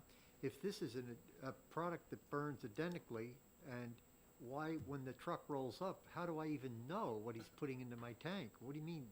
needing 30 more people. You just do it, right? Well, thank you, Representative, for that question. In my case, when I tried to get it for my heating furnace, they said, well, there's not enough demand. We cannot mix that blend for you just exclusively as one customer. Now, if you had 30 other customers who wanted one B100 in the Portsmouth area, they could do it. I believe it sounds like the distributor said, if you have enough customers so we can use a full tank, a full truck. A truckload, yes. They couldn't make a truckload just for me. Yes, Representative Why Saite. did they just do it? It's an identical product. I mean, I don't get it. Yeah, but people are cautious about this, and I think that's another reason why I think the state of New Hampshire should lead by example to give people more confidence to know that this is okay to do it. I think a lot of people are skeptical of it, and rightfully. People don't know about it at all. Yes. Representative Santonastasso. Excuse me. I actually work as a fuel delivery guy, and just to answer the question, a lot of customers don't want biofuel in their system because it has a stigmatism because of its history, and that's why they don't just put it in there. Even if it was identical product, that people don't want it. So that's just the culture. Representative Schuett. Thank you, Madam Chair. Representative, I'm curious, when you were crafting this bill, did you reach out to these state agencies and ask them if they've considered use, and what answers did you get? Thank you, Representative, for the question. I have to concede that I tried, but I hadn't made initial contact with the people. It was one of those topics where nobody really knew who was responsible. And I had a hard time until Rebecca Ulmer reached out to me, and I'm glad she did, and I will talk to her more about this bill. And her general comment was, there is something on the books already to encourage it. Are you asking us to report to you how it's working, or what would you like us to do? So I will be pursuing it further, but I can't say anything more because I haven't made those contacts yet. Thank you. Thank you. Representative Sanchez, if you find out what the statute is that's encouraging, we would very much like to know that. I will certainly do that, Madam Chair.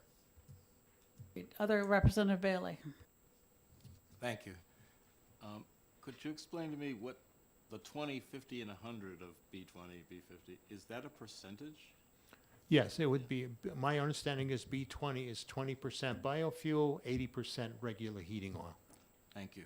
Yeah. And I would like to point out something else, that there is a use for the 100% in various environmentally sensitive areas. Let's say you're doing some work in a sensitive area, a national park, where you cannot possibly have an oil spill. And so if you have a fuel that's 100% biofuel, it's a good choice to have when you're working in an environment where you cannot afford any kind of contamination. Okay. Thank you. Other questions from the committee? Okay, thank you very much, Representative Sanchez. Thank you, Madam. We have a card from Griffin Maubers from the Energy Department, if there are questions. Are there further questions from the committee?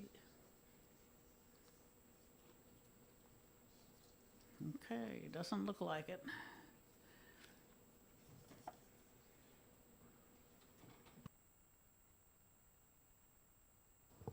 Good afternoon, members of the committee. For the record, my name is Griffin Roberge from the New Hampshire Department of Energy, here to comment on House Bill 1123. The department doesn't take any position on the bill as it's written. However, internally, in consultation with legal counsel, there was some concern, or just looking for some clarification, I guess you could say, on section 2 of page 2. Specifically starting on line 5 to 7, where it reads that the Department of Administrative Services, in collaboration with the Department of Energy and the Department of Transportation, shall support the increase of the use of biofuels in New Hampshire, especially biodiesel and renewable diesel. Like Representative Somsich, I was down the hall in House STE when this bill initially started, and I've just slowly started to get a sense as to what's being discussed. I think the concern from the department's perspective is that it's kind of broad, at least on line 6, when it says DAS, along with Department of Energy and Transportation shall support the increase of the use of biofuels. I guess, what does that mean? And it sounds, at least from the testimony, it sounds as if this language is meant to encourage the use of it by state agencies that are listed here in their motor vehicles, their building heating and that type of thing. But just at least on that line 6, a little bit more clarity on that would be appreciated if this bill were to move forward. Certainly willing to take any questions that the committee might have, but as I mentioned in House STE, I am 3 days into this new job. I can probably not answer every question you might have, but but I will certainly try to follow up with the committee with answers for you. And Okay. that concludes my testimony. Well, thank you for that help, if we need it. Are there any questions? Representative O'Brien, or, no, you're okay? I don't see any questions immediately. Representative Pearson. First of all, don't dump a lot of blood in the water right before you go swimming. We'll start with that. Secondly, and seriously though, I see the point that you're bringing here. You know, when you put the word shall in legislation, that becomes a requirement. It's not a should, it's a shall. And when, especially in this lines 5 through 7, when there's no picture painted as to what compliance with that looks like, it would be unreasonable to expect any agency to try to comply with something that doesn't have a parameter under which to comply. So do you, from the Department of Energy, do you guys have an idea of what that should look like? Or is this something that's just kind of... It was, and first off, thank you for the question, Representative. This is just an observation that was caught by our legal counsel. I think we would defer to the prime sponsor as to any specific language he would like to bring forward to maybe address that concern. But, you know, obviously after hearing his testimony, it sounds like as if this legislation, based on the findings and everything, is meant to put the state in a position to be a leader, I guess, in using biofuels and biodiesel, and certainly understand the intention of doing so. But at least on line 6, you know, if the state is going to take a leadership role, how? I guess anybody could understand, you know, support the increase of biofuels in New Hampshire. Does that mean putting something on Twitter saying, you know, use it? You know, does it mean that we should be procuring it? And it does say that a little bit more down on lines 7, 8, 9, and 10. But, you know, just a little bit more clarity on that initial line, I think, would be greatly appreciated. Representative Schuett? Thank you. This is more a question of the chair. Madam Chair, do you intend to send this to subcommittee? And if so, would Mr. Roberge and their legal counsel be willing to work with the subcommittee? I'm not sure. If it does go to subcommittee, it'll be Representative Pearson's. Along with that, are we potentially looking at a second committee with this, as far as, I mean, are we just looking at this from a regulatory sort of please and thank you, or does this really need to go to science and tech, or, I mean, is that, yeah, or transportation for that matter? That's an interesting question. Let me see if I can find out if this is an early bill or not. In any event, I do have a question. If there is in statute some requirement to encourage the use of biofuels, how are you complying with that now? Yeah, You may not have that answer, but I'd love to have you report on that. No, that's fine, and that's certainly something I can report back to the committee on. I just, as the committee, you know, asked earlier, I think I'd like to get familiar with the statute myself.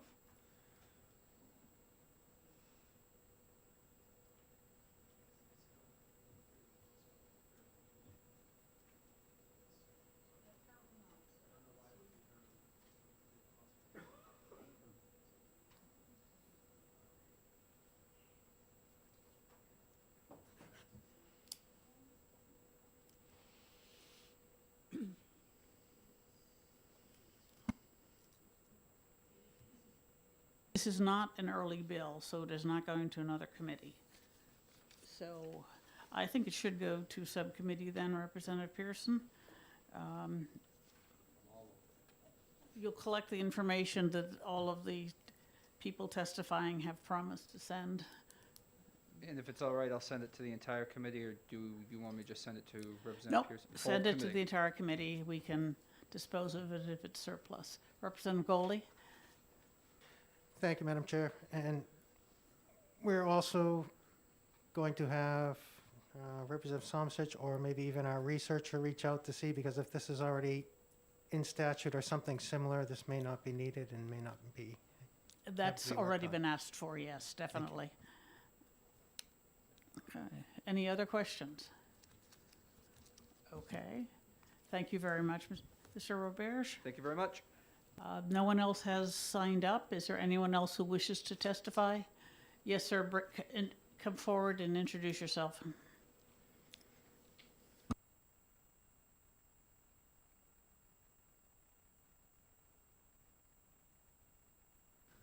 Good afternoon, Madam Chair and members of the committee. My name's David Rodriguez, Director of Operations for the Department of Transportation.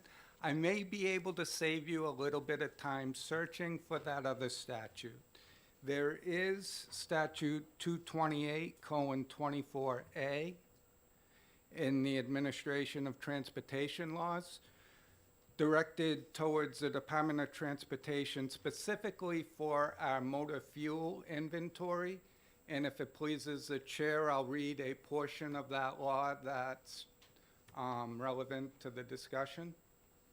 Okay, so section 2 says the commissioner shall only purchase diesel fuel that contains at least 5% biodiesel as defined in RSA 362A:1A, 1B, except if such fuel is unavailable or is more costly than 100% petroleum diesel, in which case such purchase shall be at the discretion of the commissioner. So basically, this law requires the department to purchase biodiesel if it's cheaper than regular diesel. The section goes on to say the commissioner is encouraged to purchase diesel fuels containing up to 20% biodiesel when such fuels are compatible with the vehicles served at given fuel depots. Any biodiesel blend purchased by the commissioner shall be made available as provided for in paragraph 1. And I'd be happy to share this with Thank the you. chair. That's very helpful. If you would fill out a pink card before you leave, we'd appreciate that also. Are there any other questions? Yes. Representative Marsh and then Fellows. Yes, thank you for coming before us. That's very helpful. Can you tell us how much biodiesel, or are we actually purchasing biodiesel at this point in time, or is that not actually being done? At this point in time, we are not. We watch the prices of biodiesel on a regular basis, but our fuel is fixed when we go out for bid for lowest prices for fuel, and we accept bids for the biodiesel as well as the regular diesel, and we choose the lowest price fuel.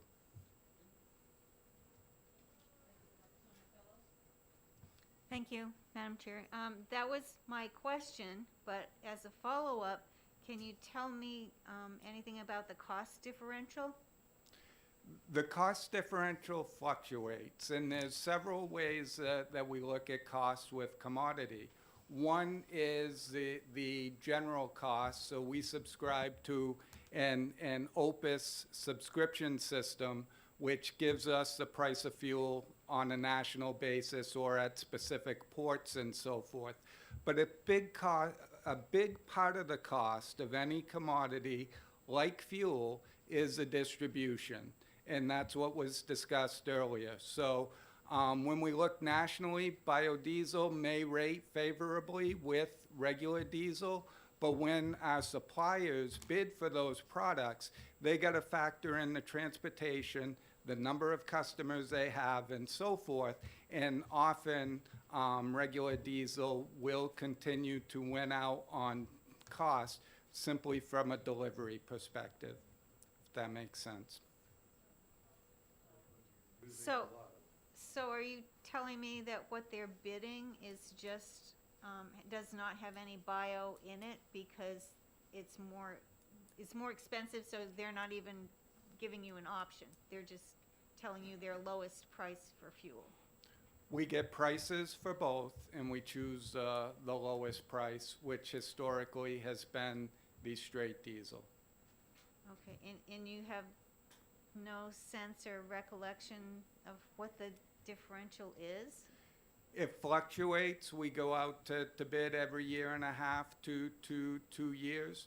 And it's, I do not know that for a fact. Yes, That'd actually, be if you reaching could to just say. give us, is it, a nickel a gallon or $1 a gallon, that Yeah. would be helpful. More of a nickel to a dime or a quarter. Okay, thank you. That gives us a better feel for it. Yep. Representative Marsh?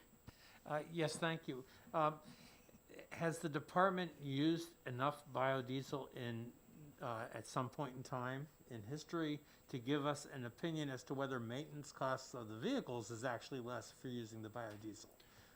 Right, that I cannot answer. I do know that we have used some biodiesel in the past with good results. The newer equipment has more modern emissions, and I'm simply not qualified to answer that question at this point. But it has worked well for us in the past. We have done pilot projects to burn it in our furnaces as well, which has worked well for us in the past. Representative Schuett? Thank you, Madam Chair. Yeah, my question goes more to the availability.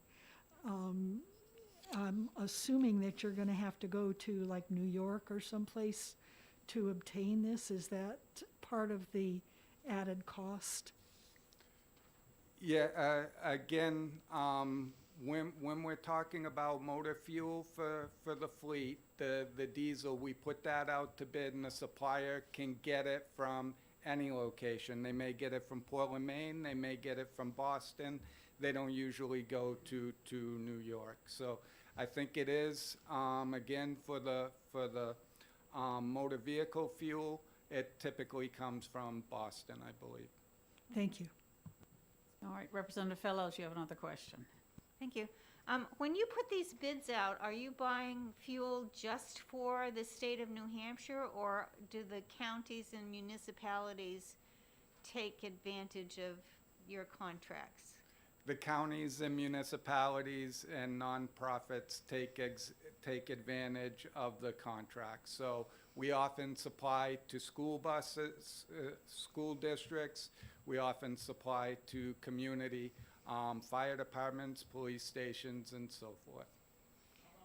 So, have you ever given any thought of doing a contract that includes both fuel types, like 100% petroleum and 5 or 10% diesel, because some of these other entities might want to spend the extra money for the biofuel? So that would be very difficult for us. We would have to maintain 2 tanks, two separate pumps, and in that case, far beyond our financial means. Any other questions? All right, seeing none. Thank you very much for appearing to answer our questions. Is there anyone else who wishes to testify? All right, seeing none, I'm going to close the public hearing on House Bill 1123, and this will be going to Representative Pearson's subcommittee.